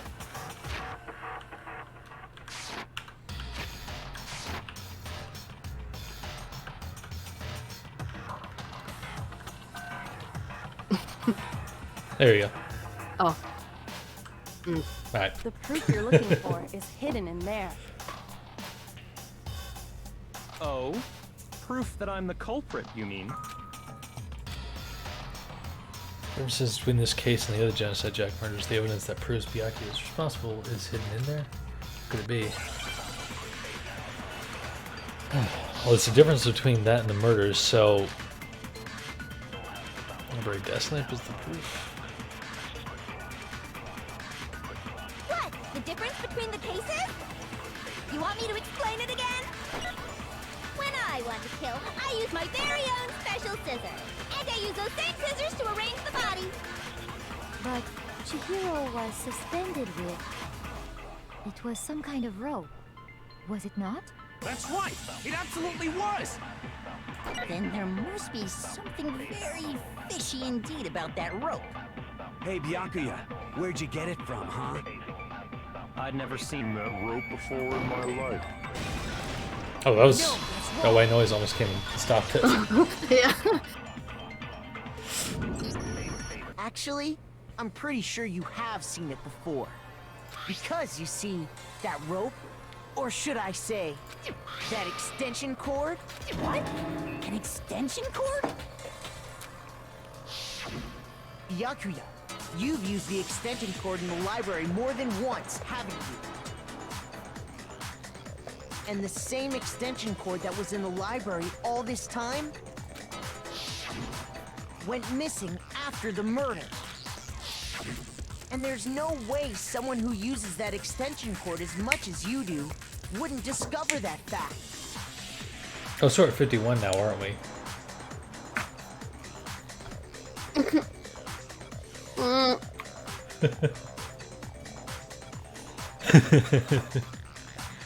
And Byakuya must be the one who took the extension cord. I can't imagine any other What are you complaining about? It's a pretty low bar compared to the normal. Especially the last couple streams. I'm trying to go as low as possible. Well, we haven't seen Kyoko that much, so... That's really what you think? Then your conclusion is something like this? I guess we'll never really know if I really would have been extra thirsty today. Bloody message. I intentionally made it look like Genocide I mean, I could get banned Jack from was Twitch and just behind pull it. up some, Nope. Is that about right? He's doing it again. Totally calm, totally unconcerned. He's not even involved. Wait, not even involved? What's wrong? I asked you if you think that's what happened.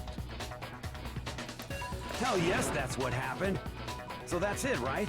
Byakuya's the killer. I don't disagree with not disagreeing. He kept calling this a game, right?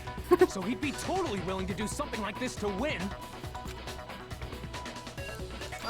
Sorry, but could we hold on just a second? I think we need to talk about this a little more. Huh? Do we really need to? We've already decided who did it. I know, but still. There's something that's still bothering me. Is that right? And what, pray tell, is still bothering you? I killed her in the girls' locker room, then disguised my crime. Specifically, I dressed it up to make it look like it was the work of a homicidal psychopath. What about all that bothers you? Wait. Was that just now? Something's not right. Chihiro's body was definitely found in the girls' locker room, but does that mean you really just accept what Byakuya just said as the truth? No, I don't think so. There's definitely something off about what he said. The scene of the crime. I got it! Didn't add up. You say you killed Chihiro in the girls' locker room, right? But are you sure about that? Isn't it possible that the murder took place somewhere else? How disappointing.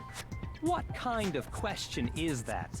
Even in the world of disappointments, this is a true letdown. She was found dead in the girls' locker room. There is absolutely no question about that. How could the scene of the crime have been anywhere else? Well, I think it's entirely possible that she was killed somewhere else, then carried there later, along with the rest of the murder scene. The rest of the murder scene? That was awfully specific. Please tell me you have a reason for saying all of that. I believe I do.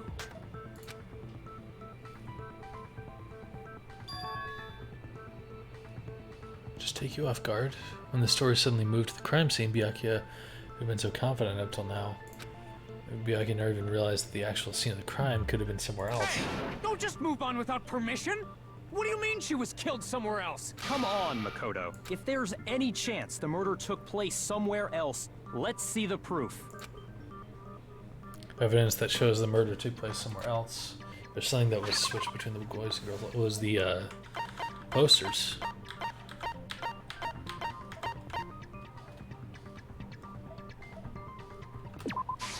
I got it! The proof that she was killed somewhere else is the poster that's hanging in each locker room. Your proof is some posters? The poster in the girls' locker room was a picture of a big-boobed supermodel. But don't you think that's kind of strange? Why would the girls' locker room have a poster like that? Something about him saying that is just fucking hilarious. Huh? Something about him saying big boobed. Yeah. Meanwhile, the boys' locker room had a poster of the super popular boy band Tornado.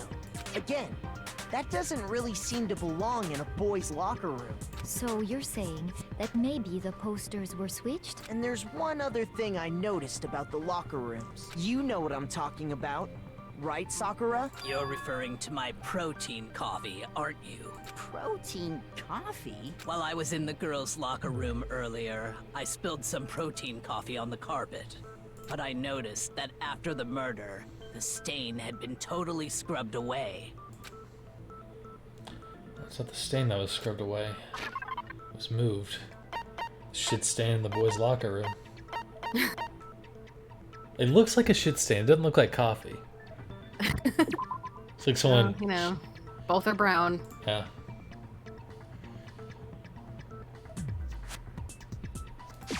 I got it! The stain on the girls' locker room carpet wasn't scrubbed away. In fact, I found it on the boys' locker room carpet. That's definitely the stain from my protein coffee. Then, does that mean that the carpets were switched too? Protein coffee, I bet that tastes pretty good, honestly. But why would anyone do that? You're not a coffee person, right?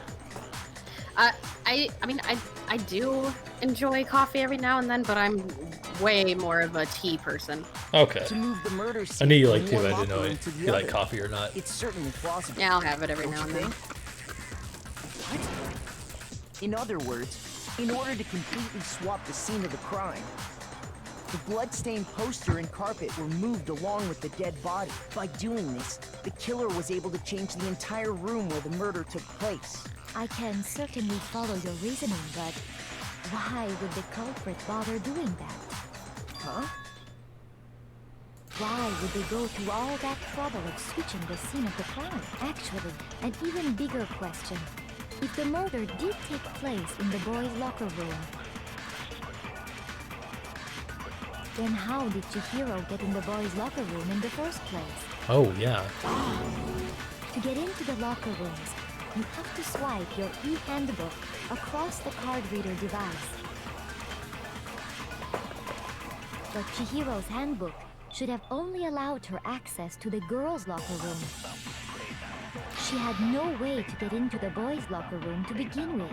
No, she did have a way, and I can tell you what it was. I highly doubt that. Shut up! I'm telling you, I know how she could have done it. You're right. Could she really have gotten into the boys' locker room somehow? Well, it must have been.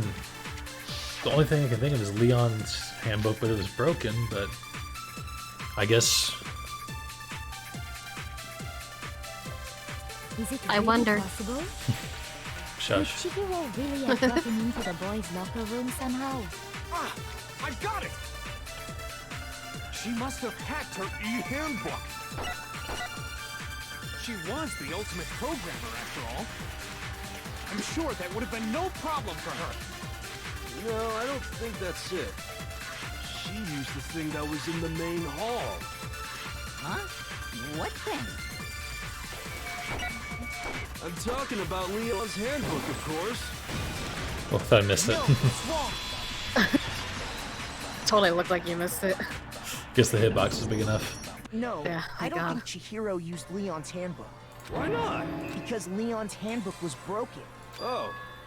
Well, then, yeah, I guess that'd be pretty impossible, huh?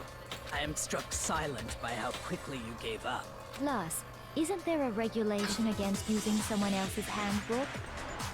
Actually, the rule states that loaning your handbook is prohibited.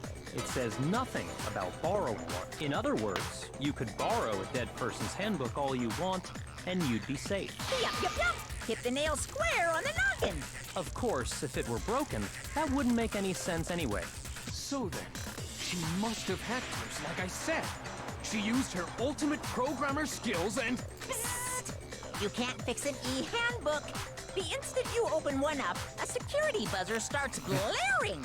So, if she didn't use Leon's handbook, and she didn't modify her own handbook... Maybe Mr. Naegi's initial assumption is just wrong? It seems like there's no way she could have got into the boys' locker room. So I guess so. Okay then, I vote for Byakuya. Is that it then? Hiro was killed in the girls' locker room, and Byakuya is the one who really did it? Really? But still, I don't know what else I can do. Hold on a second. I agree with you, though. I think you're on the right track. What the? You finally decide to open your mouth and that's what you've got to say? There's no way she could get in the boys' locker room, right? So... Why are you so sure she couldn't get in? There's still one other way she could have gained access. What? What are you talking about? What other way is there? Well, to explain that, why don't we take a little break from the trial? I'd like you all to come see something. Wait. Just what do you think you're doing? Don't worry. This'll make the whole trial more exciting. I'm sure that thought must please you. Huh? It'll make things more exciting? Well, all right then. I declare an official class trial recess. For real? Now then, what is it you want to show us? It better not be boring or I'll be very unhappy. Oh, I have no doubt it'll meet your lofty expectations. So, shall we go? Was Chihiro a boy? So before I even knew what happened, the class trial has been put on hold. And off with Kyoko in the lead. You like it when she takes the lead, don't you? Go and type it in for me. And where she and it's all been me at this point. Like, it's me just putting you in situations, but Like I said, extra thirsty today. yeah, doesn't take much effort. No. We've already searched this place top to bottom. What are you trying to pull, Missy? I'd like you to examine the victim's body one more time. You want to check it Be again? sure to examine the entire body very carefully. Take your time. You like that one, Taylor? Examine her carefully. Like, no wait. It's probably best if I don't run my hands all over a girl's dead body. It's not that I'm creeped out or anything, it's just... Very well. I'll do it. But you're a girl. You shouldn't have to touch... No, it's okay. I think Chihiro would rather have a girl examine her. So just leave this to me. Sakura. What is this? Some kind of secret girl-on-girl action? Is that what you two are about? That's not it at all. Stop screwing around. Okay, here I go. I'm sorry, Chihiro. Please excuse the intrusion. Be sure to check her entire body, and I believe we will solve this particular mystery. Her entire body? I know you say that, but... What? This is... What is this... What is it? Not possible. It's not possible. Sakura's eyes were staring wildly at Chihiro's lifeless form. Her massive frame trembled. This girl is what? Is a boy. Knew it. Ah, I see. Yeah. Yeah. So she was actually a he. So I was simping for a boy. Okay, cool. Yep, you sure were. You're joking, right? So I should have been voicing him this entire time. Then it's really true? So I misgendered 2 characters. You sure did. Oh, what? You guys didn't know? Heck, I knew that right off the bat. Chihiro Fujisaki was totally a guy. He was a cross-dresser? Oh, I'm really on fire! I wish I had killed him! So God. Yoko wanted to show everyone, he was an adorable little man. Yep. Yes, that certainly does make things much more exciting. Now let's ride this wave of excitement back to the courtroom and get back to the trial. Huh. Ahem. I do apologize. Then that for would keeping you also waiting. maybe explain the Now motive then, a little too. Let's resume the class trial.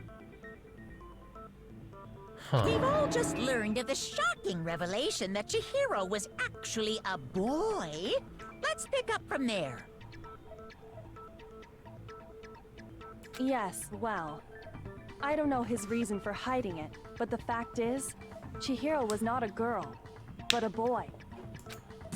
Chihiro was actually a guy. I thought he'd never even crossed my And mind. because the victim was male, he would have had no problem gaining access to the boys' locker room. And that's why he didn't want to join the girls to go to the gym, Assuming because his he handbook couldn't did, want to do in it fact, list his gender as male in the middle of the night. Then yes, that would be true. Yep. Of course his handbook said he was a boy. He dressed like a girl, but he was a boy through and through. So then, there should be no issue with Makoto's initial assertion. The victim was killed in the boys' locker room, and was then later moved to the girls' locker room. And the killer could have easily used Sayaka or Junko's handbook to get into the girls' locker room. So Chihiro really was killed in the boys' locker room? I still don't understand the motive for moving the body, but yes, that does seem plausible. Well, I must admit, I did find it rather odd. I knew he felt a little off. There was a certain incongruity to his female body. This is the most titillating situation! So now everything Titillating. has been connected. All the mysteries have finally become clear. Okay, well, connected Oh, there's or something else clear or titillating. whatever. We still think you're the killer, remember? Very interesting. This has become very interesting indeed. Ah, he's off in his own little world. What about you, Makoto? After everything we've learned, do you still think Byakuya's the killer? Well, without a doubt, Byakuya is the one that made Chihiro's death look like Genocide Jack did it. But I think he might not actually be the killer after all. What? But aren't you the one who accused him in the first place? He just seems to be too easygoing about all this. Like he's enjoying us solving the mystery. The way he's acting, it makes it seem like it doesn't have anything to do with him. And you think that might be because it doesn't have anything to do with him? Plus, the evidence he left behind was a little too... how can I put it? Overt. He consciously chose to use the extension cord, knowing it could connect him to the murder. At least, that's how I see it. And Byakuya, when you found out the murder took place in the boys' locker room, it seemed to rattle you. And then again, when you found out Chihiro was actually a guy, if you really were the killer, that stuff wouldn't have had any effect on you. So that's your thinking, huh? Well, it bothers me that you don't have more concrete reasons, but it's fine. I guess I'll mark it as correct for the time being. Mark it as correct? He's right. I am not the culprit. I just happened to come across the corpse in the girls' locker room and decided to alter it. Are you fucking with us right now? No, I am not effing with you right now. I'm telling you the truth. Well, I find it very hard to believe. Go ahead. Find it very hard to believe. You're free to be executed along with the rest of us. If you're really telling the truth, then why? Why do you do that to his body? My reasons hardly matter right now. Uncovering the culprit is much more important, wouldn't you say? Sick fuck. Now then, if it wasn't me, who was it? Well, I don't think I can say for sure without talking about it a little more. You're seriously gonna keep going? We're all good, aren't we? I thought it was clear Byakuya did it. No, I'm with Makoto. If there's any doubt whatsoever, we need to explore every possibility. Because if we're wrong, we all die here. That's true. Very well. I think I then. know who did it I'm now. with you too. Oh yeah? My reasonings are a bit of a stretch, but I think it might be Mondo. And I guess before I continue, I'll go and say why. Because I think Mondo had feelings, or at least he felt like he had feelings for Chihiro. And he must have stumbled on him when he was in the boys' locker room. And, you know, in a mix of emotion, killed Chihiro, like, out of anger or something, and then panicked and tried to move everything to the girls' locker room using one of the e-handbooks that were left in the main hall. Damn straight. Count me in. At least that's my guess. I mean, I could be totally wrong. I don't know everything yet. Do you not have a mind of your own? Of course I do. What am I, an ant or something? Anyway, let's What is this, discuss a school all as for a group ants? one more time. We still have time to make our decision. That's very true. Our lives are all on the line. Excellent. Then shall we resume our game of hide and seek? But if Byakuya didn't do it, who's the real killer? Who murdered Chihiro? There's one thing we can be sure that we know about the killer. The killer was able to gain access to the real murder scene, which means, well, the killer's a guy. My suspicion is that it's Mondo. Since seeing the crime is in the boys' locker room, you would need a boys' handbook to get in. Since Leon's handbook is apparently broken, the killer would have had to use their own. In other words, it would have had to have been a guy. But that's still not enough. You need to find some more clues.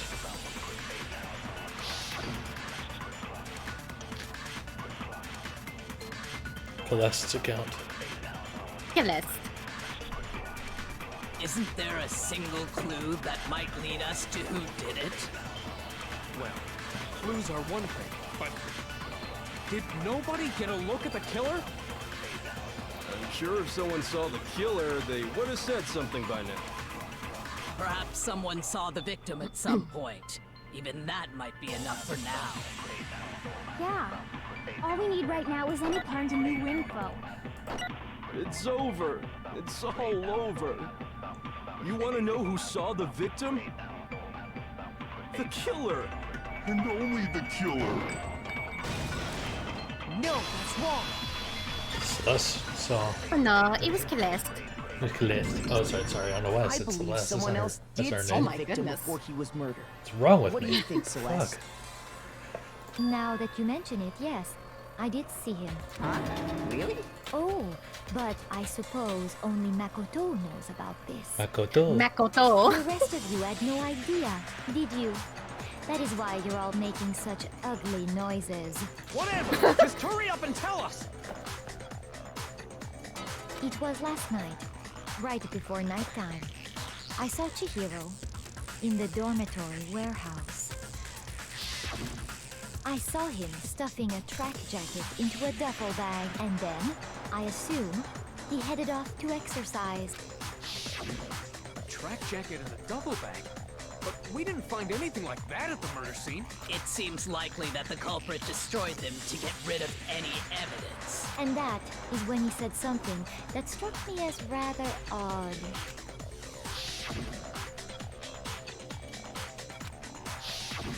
Chihiro told me he was in a hurry, but why would he be in a hurry? Only if someone were waiting for him, I should think. So, Mr. Fujisaki was on his way to meet with someone, and then they were going to work out together?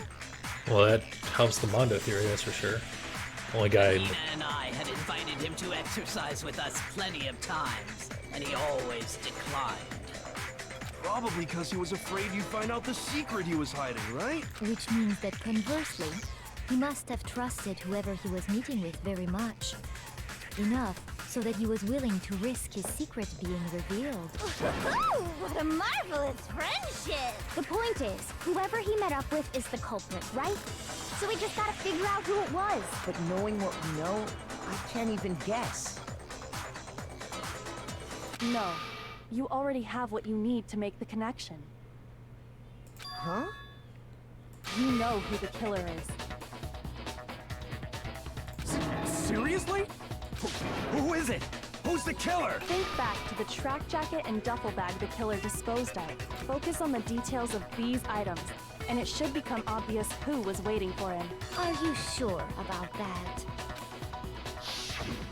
You really think we can figure out who did it based on 2 pieces of evidence that we don't have? What? You want to track down some fingerprints or something? Even if we had the equipment for Gotta pee real we quick. wouldn't know how to use it. Okay.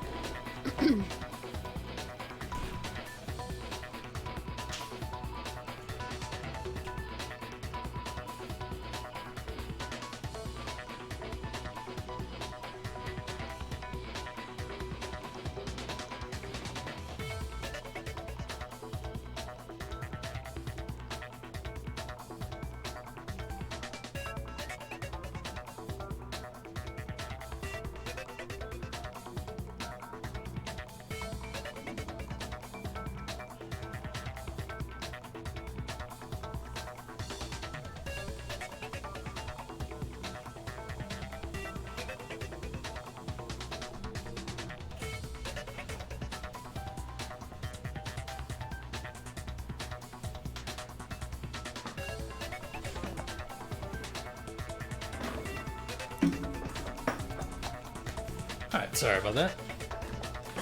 All good.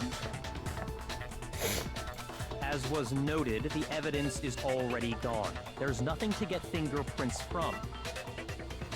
Maybe, but we can make certain inferences if we just take the time to talk it out. Easy for you to say. But fine. Celeste, did you notice anything special about the bag or jacket? The bag was just a normal duffel bag from the warehouse. All the bags in there are the same, so I can't imagine what would make that one special. Well, if I remember right, there was a decent variety of tracksuits to choose from. Got fixed. Do you think there might be some connection between the culprit and Chihiro's jacket? Oh, yay. Perhaps. No, it's official. Let's explore that and talk a bit more about the jacket he took.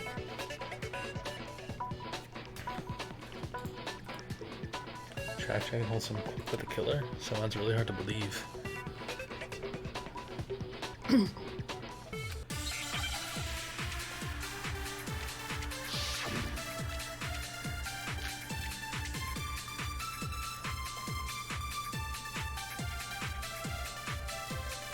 First of all, we know where Chihiro was headed. He was on his way to go exercise. So next we have to ask, why did he choose the specific tracksuit that he did? What do you mean, the specific tracksuit? I got it! He picked that tracksuit because it matched the one the culprit was wearing. So, what you're saying is, The killer was wearing the same blue tracksuit as him? No, it's wrong.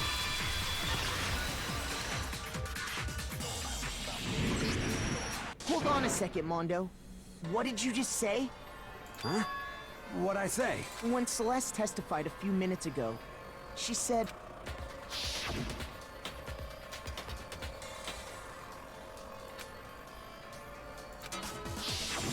She never said anything about the jacket's color. So why did you say Chihiro's blue tracksuit? What are you... You just... Oh no, Celeste, right. What color was Chihiro's tracksuit? As a matter of fact, it was blue.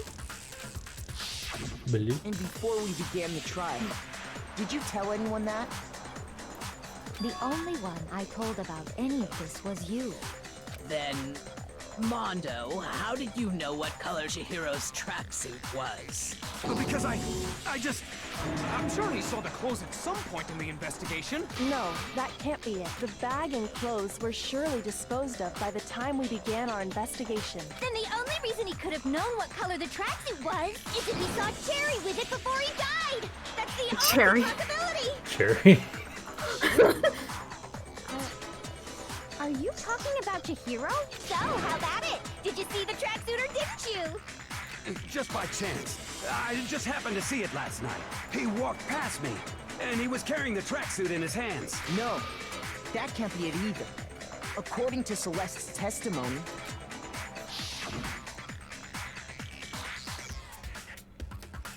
Stepped it like she was trying to hide it. Or he. when Celeste noticed it, Chihiro made a point of making sure the jacket was completely in the bag. If you just ran into him briefly, you couldn't possibly have seen what color the tracksuit was. It would appear you've dug your own grave. I was hoping I was wrong. I liked him. Perhaps. Yeah. You handed him the shovel, didn't you? That's why you said what you did. Focus on the tracksuit and it'll be obvious who he met with? What a bunch of nonsense. Ah, now I understand. It was all one big bluff, wasn't it? Your true intention was to draw a slip of the tongue from the culprit. That's why you said you knew who did it. To put them on edge. We already knew, Kalesk. You knew all. That's right. However, Mondo was my target all along. I had my suspicions about him from the very beginning. But why? What made you so suspicious? That's a good question. By the way he was talking, he was very accusatory. And like he... There was a certain turning point that tipped me off. Maybe you didn't notice it, Mondo, but you tend to refer to men and women differently. You only call guys dude. For girls, it's chick. And after he was killed, you happen to refer to him as dude. Yeah, I remember that. Yep. Once I picked up on that, it occurred to me that Mondo knew something we didn't. You noticed I noticed that too, but it's not like... I didn't consider that as anything, really. Are you a witch? She's a witch! You're positively frightful! No, I'm not the frightful one. Not nearly as frightful as someone capable of murdering a friend. Mondo, was it really you? Did you really kill Chihiro? I didn't kill anyone! You've been all over me, judging everything I say, putting words in my mouth. What gives you the right to treat me like a goddamn criminal? Yeah, he would never do something like that. You This are is a in false charge accusation. of a bunch of biker gangs, it's safe to assume. It's true. My reasoning on that is pretty shaky. That was fast. Well, this does present us with a problem. It seems we are all out of leads. My time has nearly come. That's what my little ghost friend is telling me. Oh yeah, that reminds me. Hifumi, weren't you telling me you found some evidence? Really? What kind of evidence? Actually, you know, now that I'm thinking about it here... Jeez, does your confidence just get Didn't up even and click walk that away? fast. It's fine, man. Just tell us. If you really insist, then, here it is. What do you have there? It happens to be an e-handbook. I found it laying on the ground, so I scooped it up.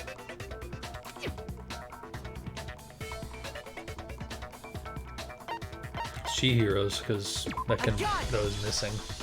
We know Chihiro's handbook was missing from the scene of the crime, right? For a fact. For a fact indeed. I was totally sure I'd found it. Then it must hold some clue about the culprit, right? Well, that's what I was hoping. But it's busted. It won't even turn on. I imagine the culprit broke it to get rid of any evidence after the murder. That's odd. I didn't think the handbooks were quite so fragile. You're right. They're not. They're totally waterproof and shock resistant. It would take an awful lot to break one. And yet, this one does appear to be broken, as is Leon's, sitting useless in the main hall. For all your confidence, that is a remarkably high failure rate. Do you think there might be some kind of mystery in there somewhere? How precisely did the handbooks get broken?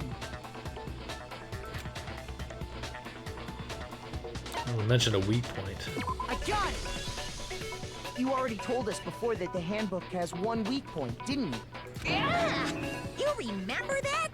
Sure, maybe I let that slip, but I never told anyone what the weak point actually was. But if the handbook is supposed to never break, and two of them broke in quick succession, then we can only assume that someone's figured out its weakness. You know what the weakness is, right, Monokuma? So, what is it? Huh? You're asking me? I think it's a necessary piece of information if you want this to be a fair trial. But if I tell you, and someone else decides to copy it, that would be very not good. Just tell us already! Why would we want to break our own handbooks? Oh well, I have a weakness for pushy demands. But you're sure you won't follow their example? Then allow me to make a special announcement. The weak point of my cutting-edge e-handbook is when it's exposed to high temperatures for too long, it will suffer a meltdown and totally break! I flippin' knew it! You knew it? Yeah, because I found the handbook laying on the floor of the sauna. The temperature in the sauna can reach over 200 degrees. Strange how you don't get burnt, huh? It's because as your sweat evaporates, it creates a cooling layer of air around your skin. If the hot air of the sauna were somehow pushed directly onto your skin, you'd definitely get fried. That layer of air would get blown away. That's why you may feel a burning when you move around.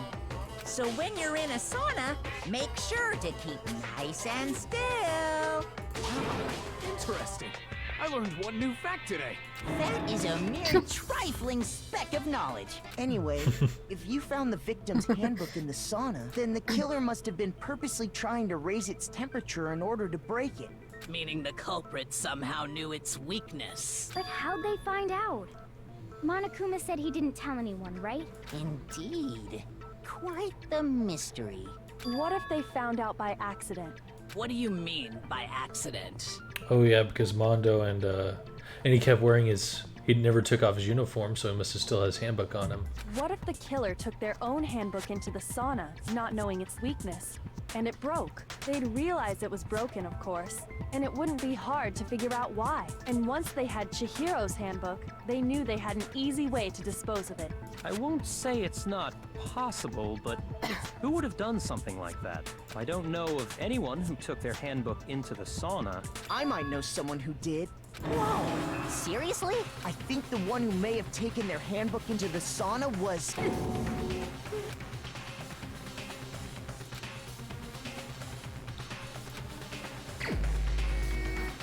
It was Makoto. It's always weird that you can select yourself, but I guess that's going to come into play at some point. Yeah, Mondo wore all his clothes into the sauna to try and prove his strength. Mondo, your handbook got broken in the sauna, didn't it? What? Why? Why do you keep accusing him? His bro. Mondo and Taka had an endurance contest in the sauna not too long ago, remember? And for the contest, Mondo just so happened to keep his school uniform on. But little did he realize, he'd also left his handbook in one of his uniform pockets. And when it was all over, Mondo discovered that taking your handbook into the Sonic could easily destroy it. No, wait, hold on. You've got it all wrong. He would never kill. I don't accept this. Show me the proof. The actual solid proof. I mean, I don't want to believe it either, but I found something that proves it without a shadow of a doubt. It'll probably be the fact that this broken handbook. Oh, I forgot how to select them. Let's test Makoto's assertion. If what he There we says go. is correct, then Because it wasn't Mondo, about Chihiro's, it was you about broke his. your own handbook. Right. In other words, if Mondo's handbook is actually broken, then that proves that what Makoto said is right. Well, my goddamn handbook works just fine. Ah, damn it.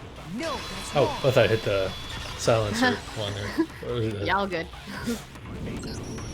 Mondo, the handbook you have right now, is it really yours? The fuck is that supposed to mean? The broken handbook that was in the main hall, isn't that one actually yours? What the heck are you talking about? What I mean is, I think Mondo Oh. swapped his handbook out for one that actually See, works. so Chihiro's. I think he took Leon's handbook and replaced it with his own. Oh, that's also. After all, Monokuma said himself that Leon's handbook never should have broken. That's right! The punishment it suffered wasn't nearly enough to destroy it. So then, the broken handbook in the main hall is actually Mondo's, which would mean that the handbook Mondo has right now is actually Leon's. But doesn't that violate the school regulation that says loaning out your handbook is prohibited? Well, there is a rule about loaning your handbook to another student. But if they're dead, they're not a student. Oh, It's kind of a gray area, I admit. But no worries. not the route I was If expecting him to anything, take. It just makes things more interesting. As such, I decree that exchanging handbooks with a corpse is not a violation of the rules. Well, Mondo, if I'm wrong about this, you're welcome to say so. I'm happy to admit I made a mistake, but... Son of a bitch. What's wrong, bro? Come on. Tell him he's wrong. You are wrong. You have to be wrong. Everything you just said is wrong. You made it all up. Okay, then why don't we look back on this case one more time, from the beginning. That way, everything will become clear, and we'll all see if I was right or wrong. Okay. So. Manga time. Hey. Alright. So. Celeste. Celeste. Let's see. Celeste looking so elegant. Then I'll double check. What's the button to do it again? Click it. Oh, okay. Celeste saw Chihiro in the warehouse in the duffel bag, and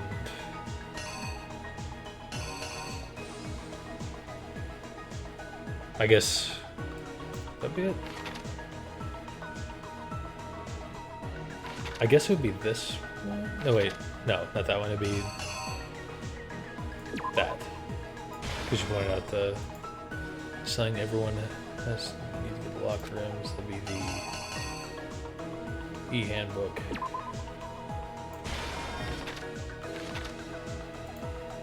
Locker room Chihiro go into.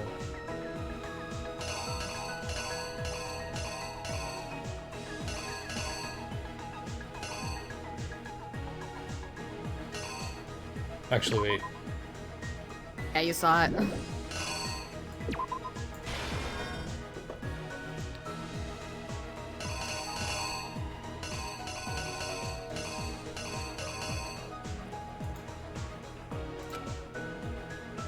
Do this, I think. Yeah.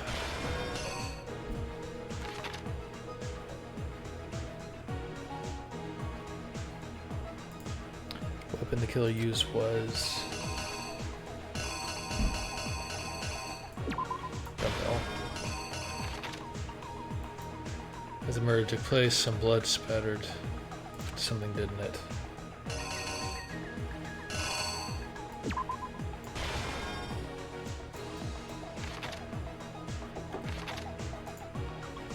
disguise killers which are on the carpet as well as something else.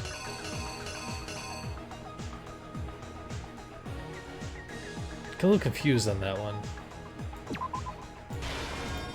There's locker room to the killer move to.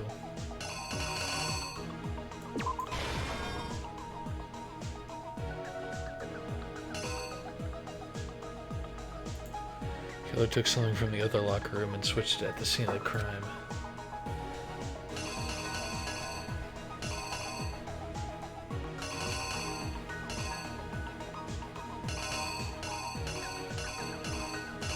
I'm a little confused on that one, because it has the instance there and there. So I guess that would be it? I guess. Hopefully that's right. Yeah, sometimes these can be a bit confusing. Would it like penalize me if I got it wrong? For that, like, probably. It'll just make you redo it. Not redo the whole thing, but like it'll be like, nope, that's wrong. Try this again. Okay. What was that Byakuya brought to the murder scene? It could only have been that. Fucking pain in the ass. Yeah. He arrived at the scene. What did he use to disguise what happened?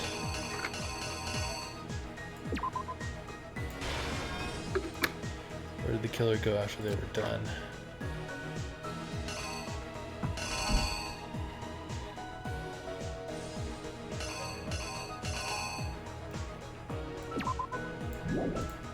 When the handbook got thrown into the sunroom, what happened to it? Okay.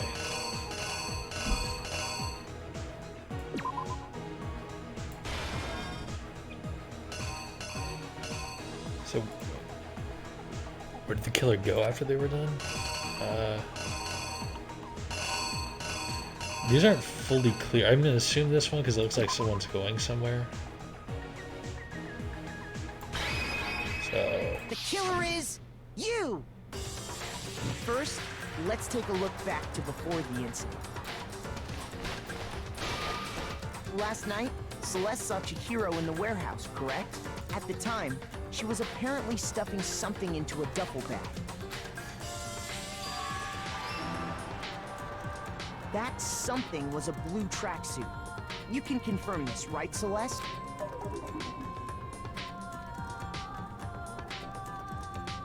With bag in hand, Chihiro headed out, even though it was officially nighttime.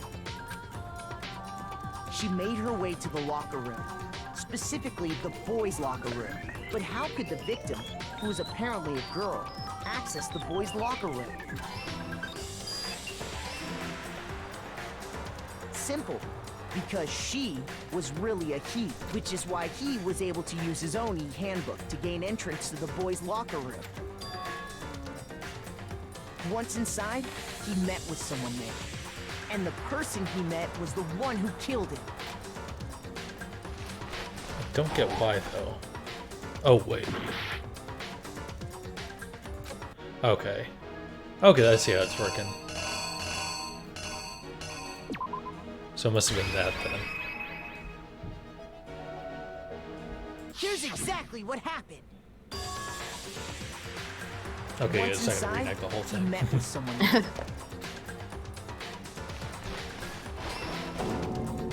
It seems likely that the killer grabbed the nearby dumbbell, approached the unsuspecting Chihiro, and attacked him. And that's where the bloodstains on the poster and carpeting in the boys' locker room came from.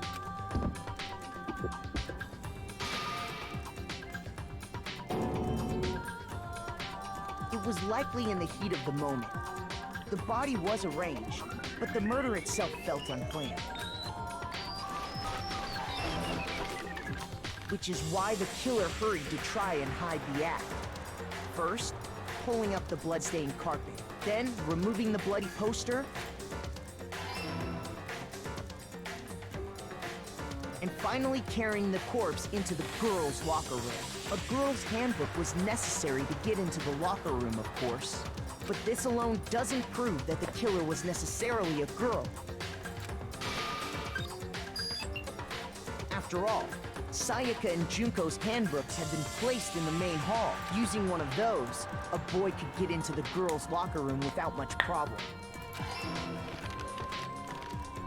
Okay, so I did do it in the right that's order. exactly Good. how the killer did it. With the carpet and the poster they brought with them, they got to work. They changed the layout of the boys' and girls' locker room in what you might call a crime scene switch. That could have been the end of things, but no. Yakuya discovered the body and decided to intervene in the situation. Intervene? Making things even more complicated. Oh, thirst for the sacred meme number. We'll definitely get there. Also, hello, Hatch. Welcome to the stream. Hello. So, after We hadn't stumbling reached on that the many crime numbers scene- this stream simply because we haven't seen much of Kyoko yet. But, you know, I'll put Taylor in situations where that'll happen. went and So grabbed the we'll hit the extension sacred cord meme from the number in no library. time. In And fact, then I he hope we got hit to the work. second meme number. That would be fantastic. She really is. Hatch, you have excellent taste. They used the cord to string up Chihiro's lifeless body. Yeah, I wouldn't be surprised either. Oh, come on, I'm not that bad.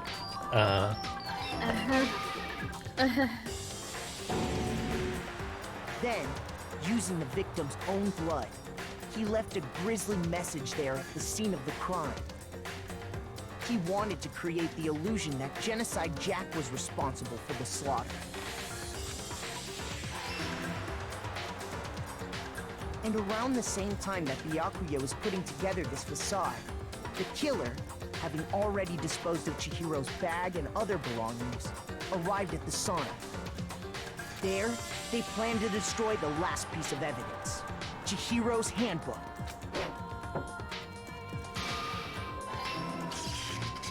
And just as the killer expected, the steamy sauna was enough to ruin the electronic gadget. Somehow, the killer knew that the handbook couldn't stand up to the heat of the sauna. And the reason they knew that is because the sauna had already wrecked their own handbook. And that's how it all played out. Isn't that right, Mondo Arata?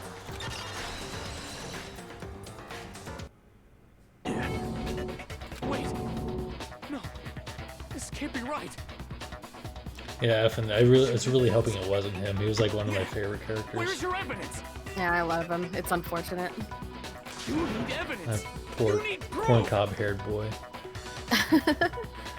Without any proof, you can't pin any of this on him! Evidence that Mondo is the killer that already revealed itself earlier in the trial. If I can somehow show where Mondo's handbook is right now, once I do that, everything will become clear. The element has been added to the bullet time battle. Oh, there's more. Fever time and nega time. Okay. In bullet time battle, if you press space key, fever time will activate and the tempo will be forced to its max. What? At this point, even if you push the buttons at random, you won't miss. You can push right mouse button, left mouse button, however you want to destroy your opponent's verbal assault. But this only lasts until your focus gauge runs out, so make it best. Sorry. This only lasts until your focus gauge runs out, so make it the best possible use of your time. Of course, it wouldn't be fair if only you got access to special time, right? Also prepared something called nega time that your opponent can use.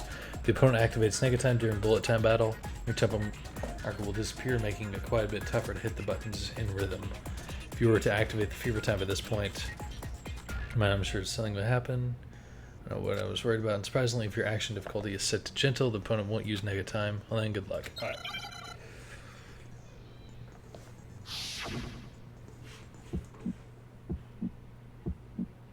Show me some evidence!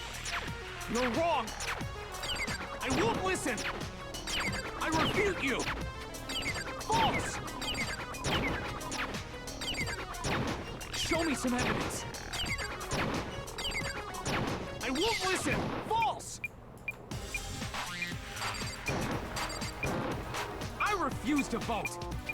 Show me some evidence! You're wrong! I won't listen! I refute you! False! Ah, some evidence. I won't listen! False! You're corrupt!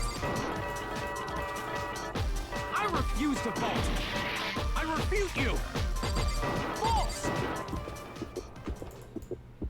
Show me some evidence! This should prove it.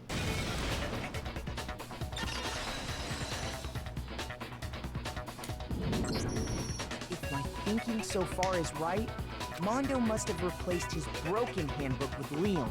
In which case, we can just check each of our handbooks right now. Once we do that, we'll... You don't gotta do that. Huh? Yeah. Yeah. I did it. I killed him. I still don't get why, though. Like, I mean, obviously, like, trying to escape this place is motive. You'll see.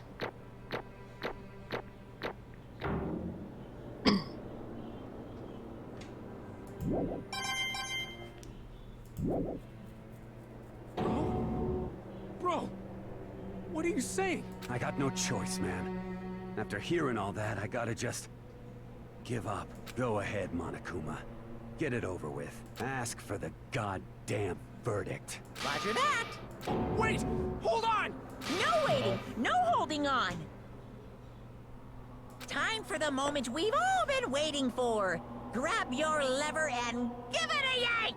Who will you elect as the Blackened That's this what she time said. around? I'm sure you'd like Kyoko to grab your liver and give it a yank, you know what I mean? I Will you Don't make the have a right lever? choice or the Well, dreadfully regardless. wrong one? But yeah, she can do whatever she wants to me. 54! Hey! Let's see if I can edit that real quick.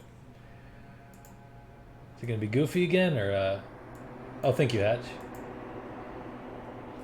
Yeah, OBS has been a little funky not letting me edit the text on this consistently. So... there we go. Got it. Okay, good. What's it gonna be? What's Fucked it again. gonna be?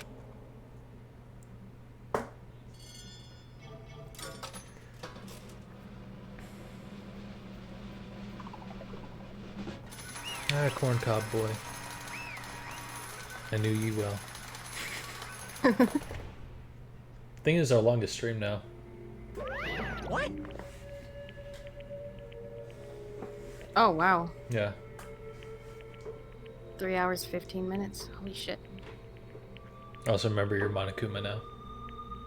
Oh, that's right! Uh-oh, this time it looks like you got it right again! Yes, it is so! The Blackened that killed Chihiro Fujisaki was... Mondo Owada! Yeah, I've had Taylor take over voicing Monokuma because like half the cast that she was voicing is dead now. So I figured to alleviate some of my voice pains, she's gonna take over Monokuma, especially since like I have Makoto and like Monokuma and Makoto have like the most, I assume, most lines out in the whole game. Yeah. Unbelievable. In case you're wondering, the vote was not unanimous. Kiyotaka chose the wrong answer. You're treading very close to the danger zone, Mr. Ishimaru. You need to be more careful.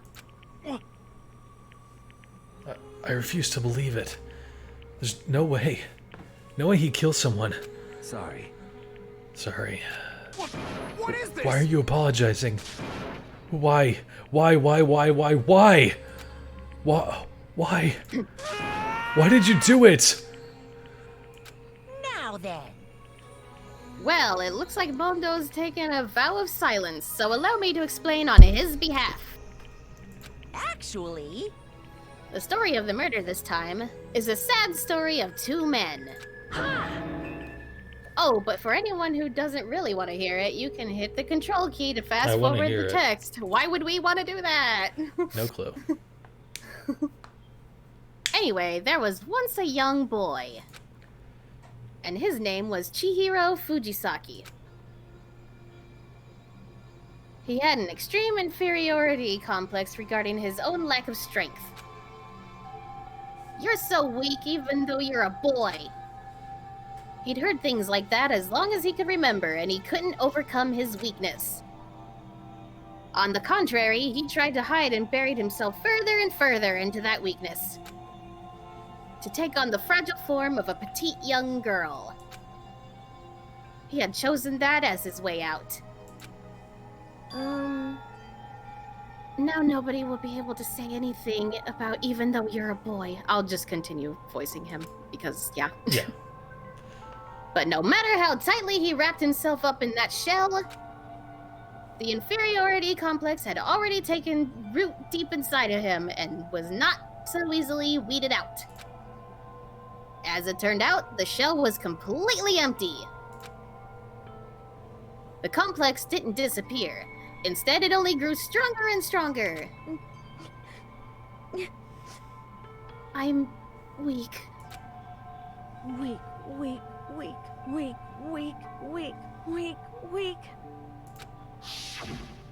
Poor baby. Oh. Once the killing game had begun here at the school, he had no choice but to accept this fact. After all, this world is survival of the fittest. If you're not strong, you don't survive.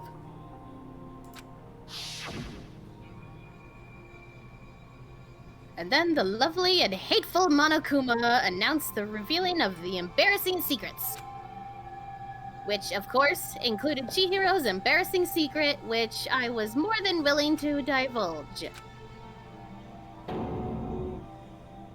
Even though he dresses like a girl, Chihiro is actually a boy! Hey, And that was something Chihiro couldn't let anyone find out, no matter the cost. If that was revealed, it would be the end. The hardened shell would crack, the arbor would fall away. Without a doubt, those around him would torture him more than ever before. Everyone figured being thrust into a dilemma must have sent him spiraling into despair. 2010 was a long time ago, huh? What? And yet... I'm sorry. I don't really want to talk about it right now, but I also don't want to leave things the way they are, so maybe I can talk about it later. After I try my best to become strong, then I can tell everyone. Annoyingly, he used the thread of discovery to motivate himself to become stronger. That's right. Now's my chance. I want to change. I'm going to get stronger and accept who I am. Strong enough so that when someone says, even though you're a boy, I'll be okay. I'll get better.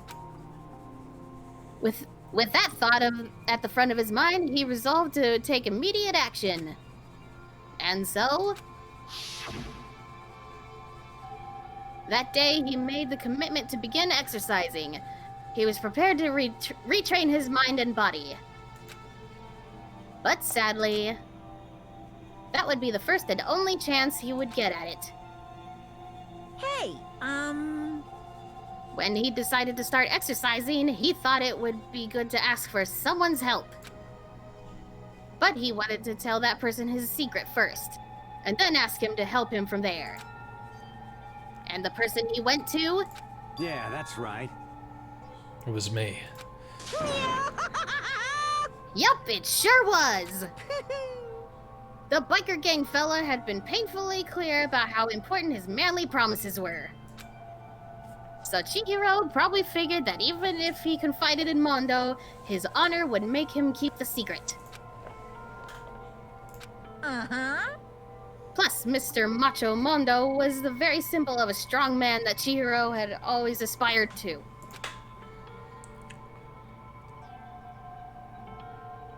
Maybe talking to Mondo about it will help give me some courage. Bleh. Sure. Wow. So What? he went and asked Mondo to help him become strong. That's clearly Monokuma and not Chihiro. Oh. That's been happening a lot. I'm sure it's I an know, easy I mistake to don't- make, but still. I don't remember it happening that often. My god. You probably also didn't read it out loud. So it probably didn't. That's very true. Yeah. That was his aspiration. And he thought that only with Mondo's support would he ever be able to come close to that.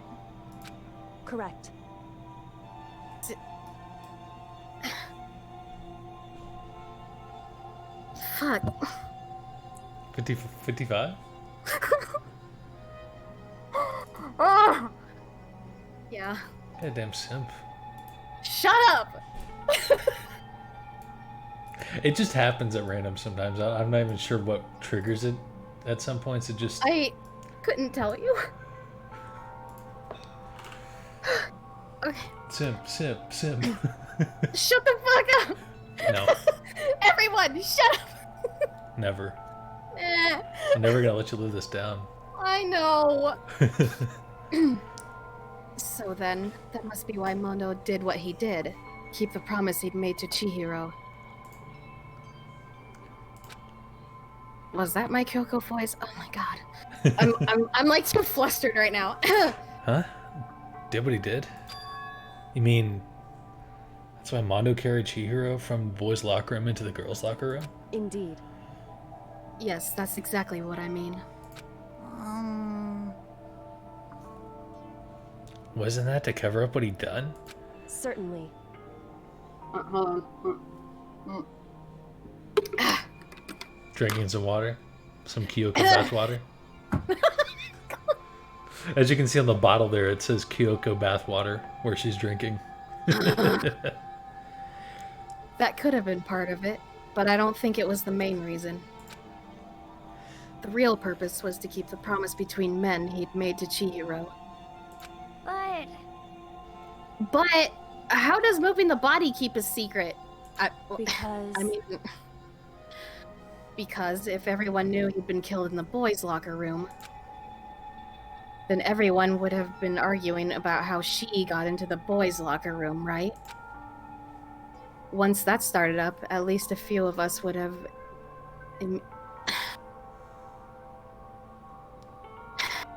Taylor? Yes? You poor thing. Okay, so I was right. Extra thirsty today. Anyway. Once that started up, at least a few of us would have immediately begun to suspect his identity. So... he tried to protect Chihiro's secret by putting him in the girls' locker room and stealing his handbook. See? Then Mondo did all that to keep the promise he'd made to Chihiro, who he'd also killed? Why? Would he do that? The more I hear you talk, the more I don't understand. I mean, you guys trusted each other, right? So why did you... Because no matter what, didn't want anyone to know. I knew it. So that's what triggered it, after all. The possibility of having your embarrassing memories and secrets exposed. What is this? That's impossible. Nothing could have been that bad. Something he didn't want anyone to know, even if it meant killing someone? You're wrong! It's impossible. Don't make me repeat myself. How many times must I repeat myself? To judge others by your own standard is the height of folly. Even if you can't comprehend it, he obviously can. That's all there is to it. I was really hoping he was going to be the killer. I know, right? Well, while we're on the subject, why don't I tell you? That embarrassing memory, that secret he didn't want anyone to know. Hey, You know what Mondo did? He killed his own brother.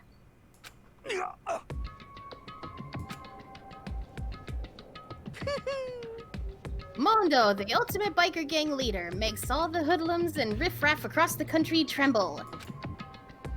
But the only reason he had the chance to join a gang in the first place was because of a certain someone.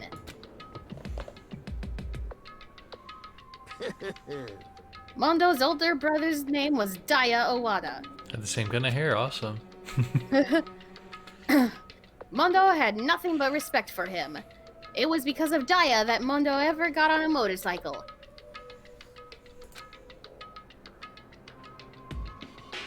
Mondo's brother was his only family growing up.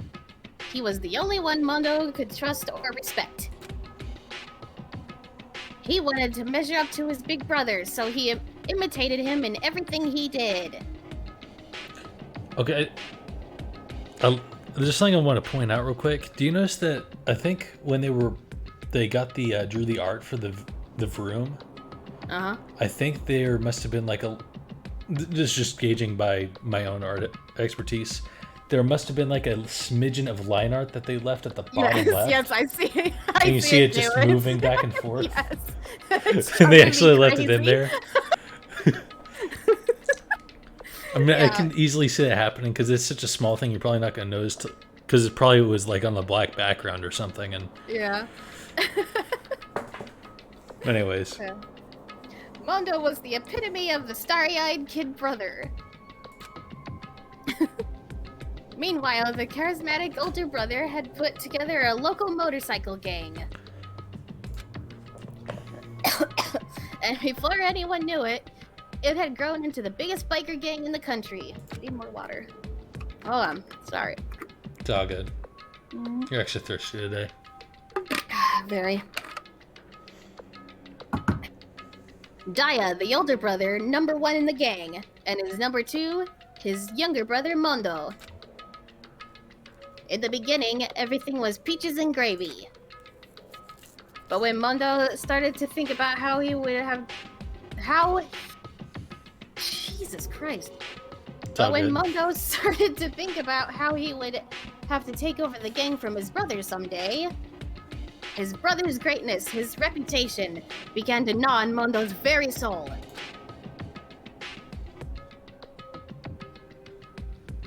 The kid's going to take over for Daya, huh? I guess that would be a guy. Yeah. Daya created this gang with his bare hands. Mondo's just along for the ride. Can someone like that really be our leader? All that'll do is make the game look bad. Almost every day, Mondo heard the gossip and whispers of the other members of the gang. Which is why... I just... I gotta get stronger. Stronger than Daya. Once. Just one time. No matter what. I gotta win. Don't fuck with me. I don't care what it takes. I gotta come out on top.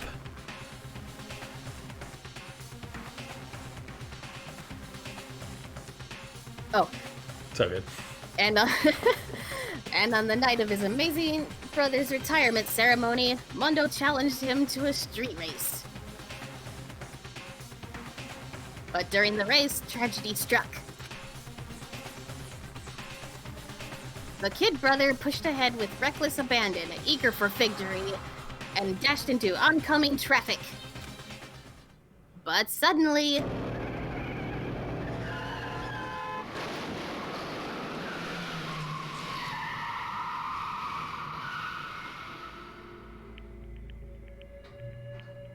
laying in his kid brother's arms, the older brother delivered his final words.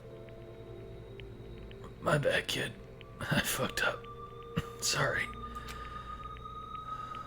Of course, he knew it was his brother's fault, but Daya never blamed him for what happened. Hey, kid. The rest is up to you now. No matter what, you gotta keep the gang together. Because it's the team. You and me put together. It's a promise between men.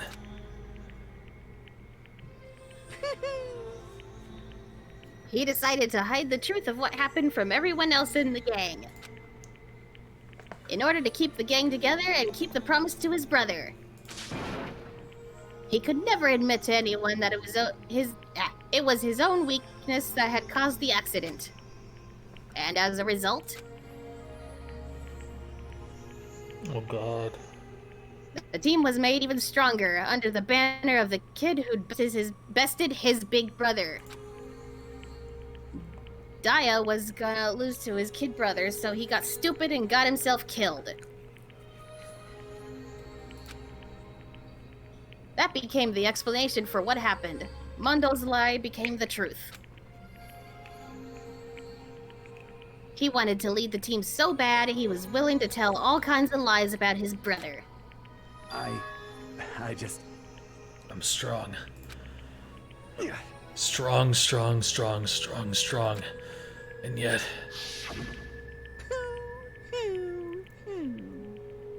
As soon as our killing game began, he realized no matter how tough he pretended to be, he was just another weakling that could die in an instant. And then the lovely, the hateful Monokuma announced the revealing of the embarrassing secrets. At that point, it was clear I would have no problem shedding light on this secret.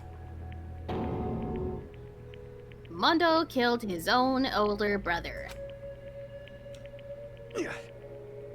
No matter what, I couldn't let the other gang members find out. If that happened, everything would have been ruined. Everything me and my brother worked to create would have been destroyed. His death, all the guilt he'd been carrying around, would have been for nothing. So that's why Mondo, after I saw what Monokuma had on me, my head filled up with a kind of fuzzy uneasiness and just started swirling around. I never felt anything like it before. I didn't know what to do about it. I wasn't sure what to think or say, but after a while, that fuzzy uneasiness turns itself into a rock-hard lump of anxiety way down in my stomach.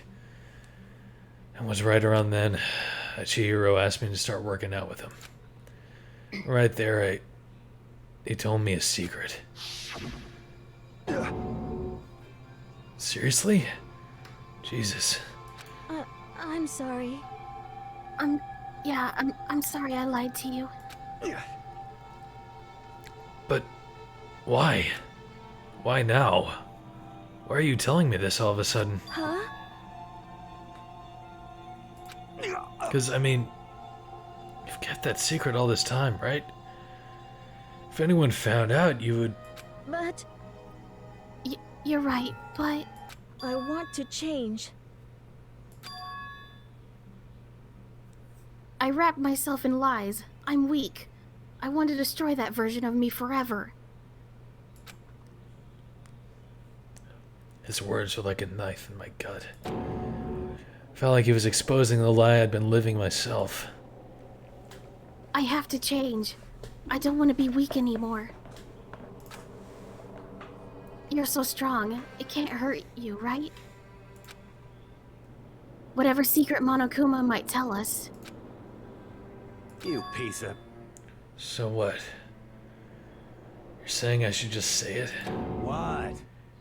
You're saying if I really am, I should just be able to tell everyone my secret? Huh? I was... jealous. I was jealous of Chihiro's strength. He had the strength to face his own weakness, to try and overcome it. It was the kind of strength I'd never had. So I was jealous of him, and that jealousy broke me. What? What? Are you making fun of me? I'm strong. Are you fucking with me right now? No! I'm not making fun of you. You really are strong, Mondo. Felt like I could hear something starting to creak. Something inside my head. What did he want me to do? What was I supposed to do? What was I supposed to just sit back, let my secret get revealed and ruin everything? What's wrong? Why did you have to tell me all that? Are you trying to rub my failure in my face? I just wanted to... No, I just really admire you. I admire your strength. Yeah, that's right. That's right. I am strong. Strong. I'm strong. Strong, strong, strong, strong, strong. Stronger than you. You son of a bitch. And stronger than Daya. I don't remember anything after that. When I woke up again, he was laying at my feet, covered in blood. I had the dumbbell in my hand and I was just staring at him, down on the ground. Hey. I killed him. I killed Chihiro. Even after all this time, I'm still just as weak as I've always been. And thanks to that, I did something I can never take back. Mondo. He was normally so aggressive, so angry. He had that weak side of him away from everyone. Oh, sorry. That was his secret. A weakness like that lived in a heart like his, and it turned him cold-blooded. God damn it.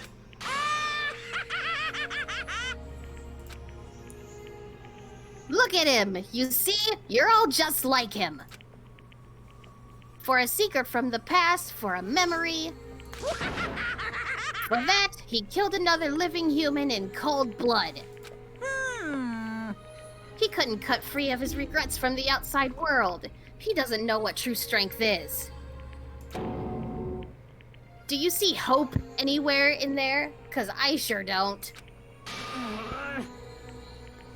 You bastard. You shut up, you son of a bitch. Go ahead. Say that again. I dare you. Yep. Okay, I'll say it as many times as I want. Is what I want to say, but... Unfortunately, I can't do that right now, because the time for punishing is fast approaching. Punishing? It can't be. You mean... execution? Well now. That's what I promised you, right? The Blacken that disturbs the peace will be punished. Ridiculous. Hold on. Now then, I prepared a very special I punishment. think I know what's gonna be. No, wait. Let's give it everything we've got. It's punishment time. Oh god. I said wait! Sorry, man. I couldn't keep the promise we made. From one man to another. F indeed. Absolute Fs.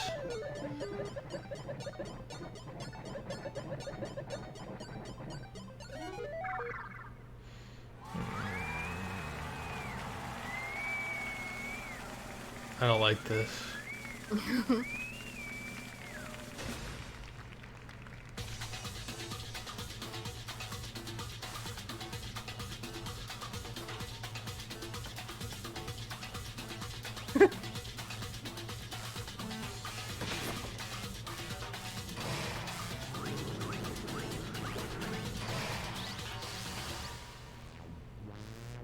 Not the death I was expecting, okay. Oh, just wait. It's something. Oh god. I thought he was just gonna run him over with a bunch of motorcycles. But Nah, that would be... too easy. Yeah.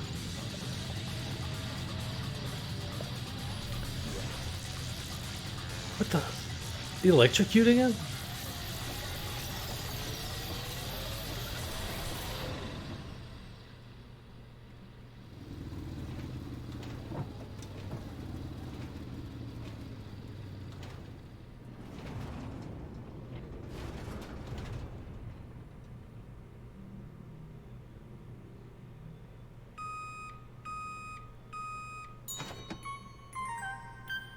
Oh.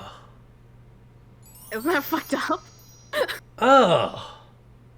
What the fuck? Yeah. What the fuck? I thought the last one was a lot more physically brutal, but still, Jesus Christ, he cooked him into butter. 2 times the fat. Yeah. What the hell? I didn't even notice that. Oh, Jesus Christ. Ugh. It can't be. My brother. Another murder and another execution. I want to feel again. Everyone's lives are taken so lightly here. I feel like I might be going mad. Maybe I'll just let it happen.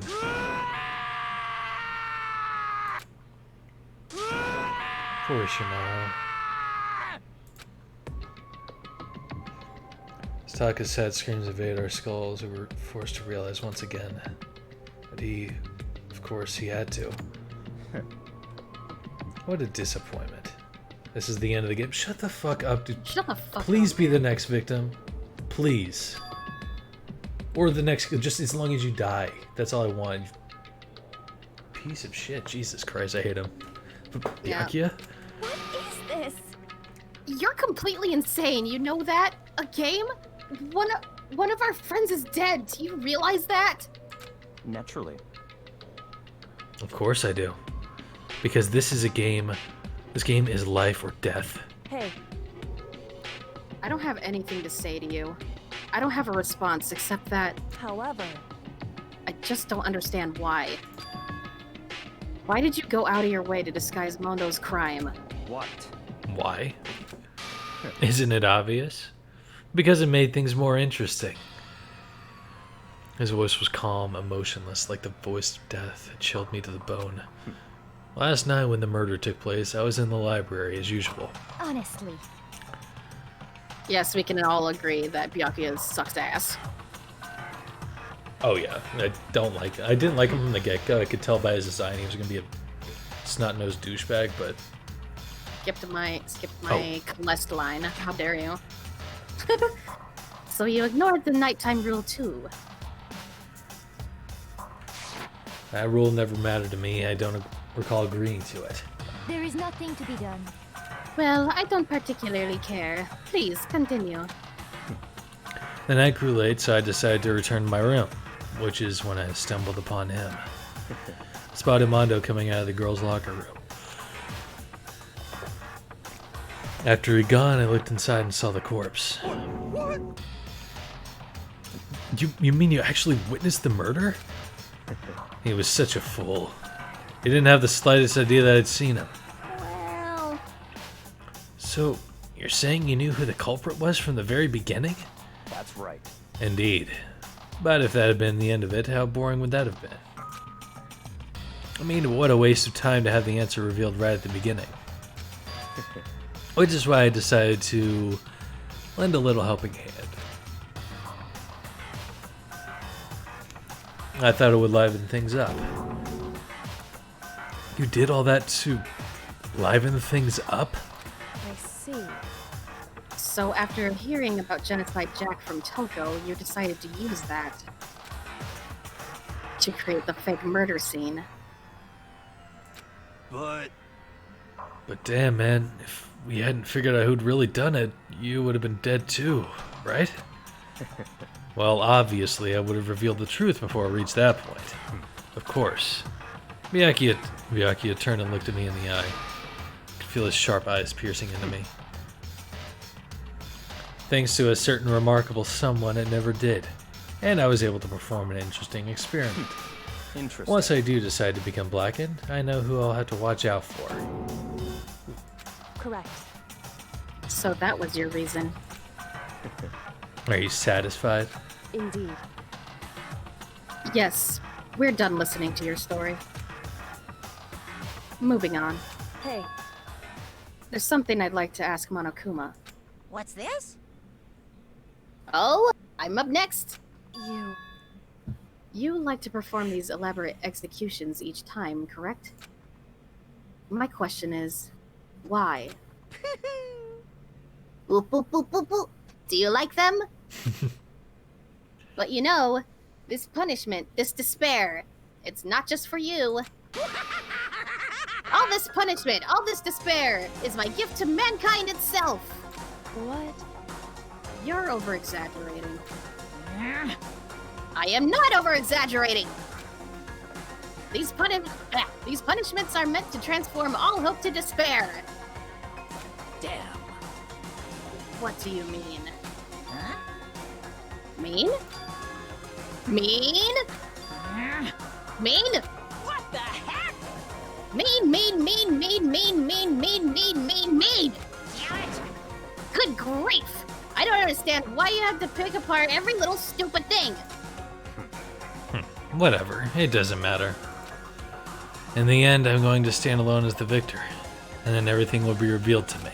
Ooh, how exciting! The noble son of a noble family. Truly, you understand me. I think this is the start of a terrifying friendship. That's enough. Shut up. I would never stoop to the level of a childish criminal like you. Let me just say this. After I have achieved complete victory, you're up next. I'm going to find you and kill you. Understand? In the name of my family. In the name of the Togami family, for which victory is a foregone conclusion. You're getting all riled up. Oh, so cool. It's like you're the main character of a video game or something. No trash mob for you. I swear, whatever it takes, I will kill you. Upupupupu. Temper, temper. Sounds like someone needs a nap. Upupupupu. Upupupupu.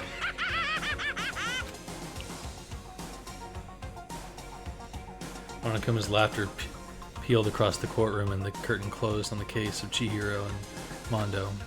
But I knew that wasn't the end. Killing game would still continue, because the mastermind wouldn't let it end. For those of us who were still alive, our worst fear and despair kept on multiplying. It was the kind of despair that felt like a blind puppy in hell and had more future than us. All of our courage, our effort, our friendship, it felt like it amounted to nothing at all. Wake up, bitch. I'm currently breaking my record for longest stream, so... Yeah.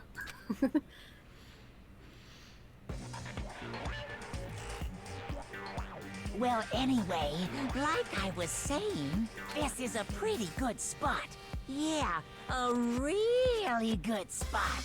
Anyway, isn't it amazing how that girl went and killed someone before things even had a chance to get boring? Once things really get moving, it'll be like a roller coaster. There won't be any stopping it. Fear and despair charge forward at a speed nothing can hope to match. But I must admit, I'm disappointed. I went to all the pain and effort of making you part of the group, and you couldn't play your part. You do remember you were supposed to make the first move, right? Well, no biggie. Nothing we can do about it now. So just do your best to make things more exciting from now on, okay? After all, that's what everyone wants to see. There's one thing I'd like to ask you. As long as you don't want to know my measurements, fire away! Who is it? The 16th high school student I made. Ooh. My, you really took me by surprise there. I know I said you could ask anything, but... super denied, ultra denied, demonic denied! Because you see, that's my ace in the hole. And nobody'd be dumb enough to reveal that, right? No matter how close they were to their friends.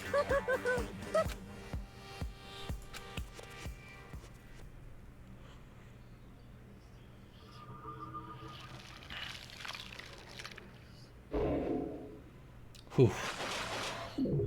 How do you feel? Despair. Excellent. Fuck you. Well, I'm Monokuma now. That's true. It's befitting.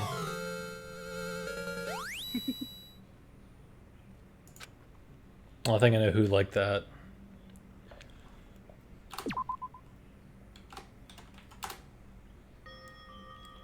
Unless that's for like the post-game thing you mentioned. Oh, I think it's just like trophies. Okay. Well, it just saved, so this is probably a really good time to stop because I'm also very tired. Yes. And well, we had a sad amount of only 9 thirsts this stream, but we didn't see much of Kyoko, so. And like I think literally every time she showed up on the screen, there was a thirst moment. So yeah. And thank you for stopping by, Hatch. I really appreciate it. Yes, thank you. I'll definitely try and be more energetic next stream. I'm just kind of worn out for some reason.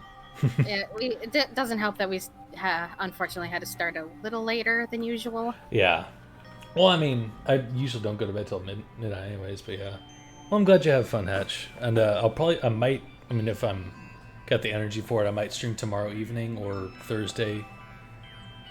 Because I downloaded Phantasy Star Online 2, and I figured that might be a fun game to stream. So, yeah. Anyways, thank you for stopping by, Hatch. Thank you, Taylor, for enjoying my despair. And, yeah. And thank you for anyone else who watched. I'll be streaming again soon. I'll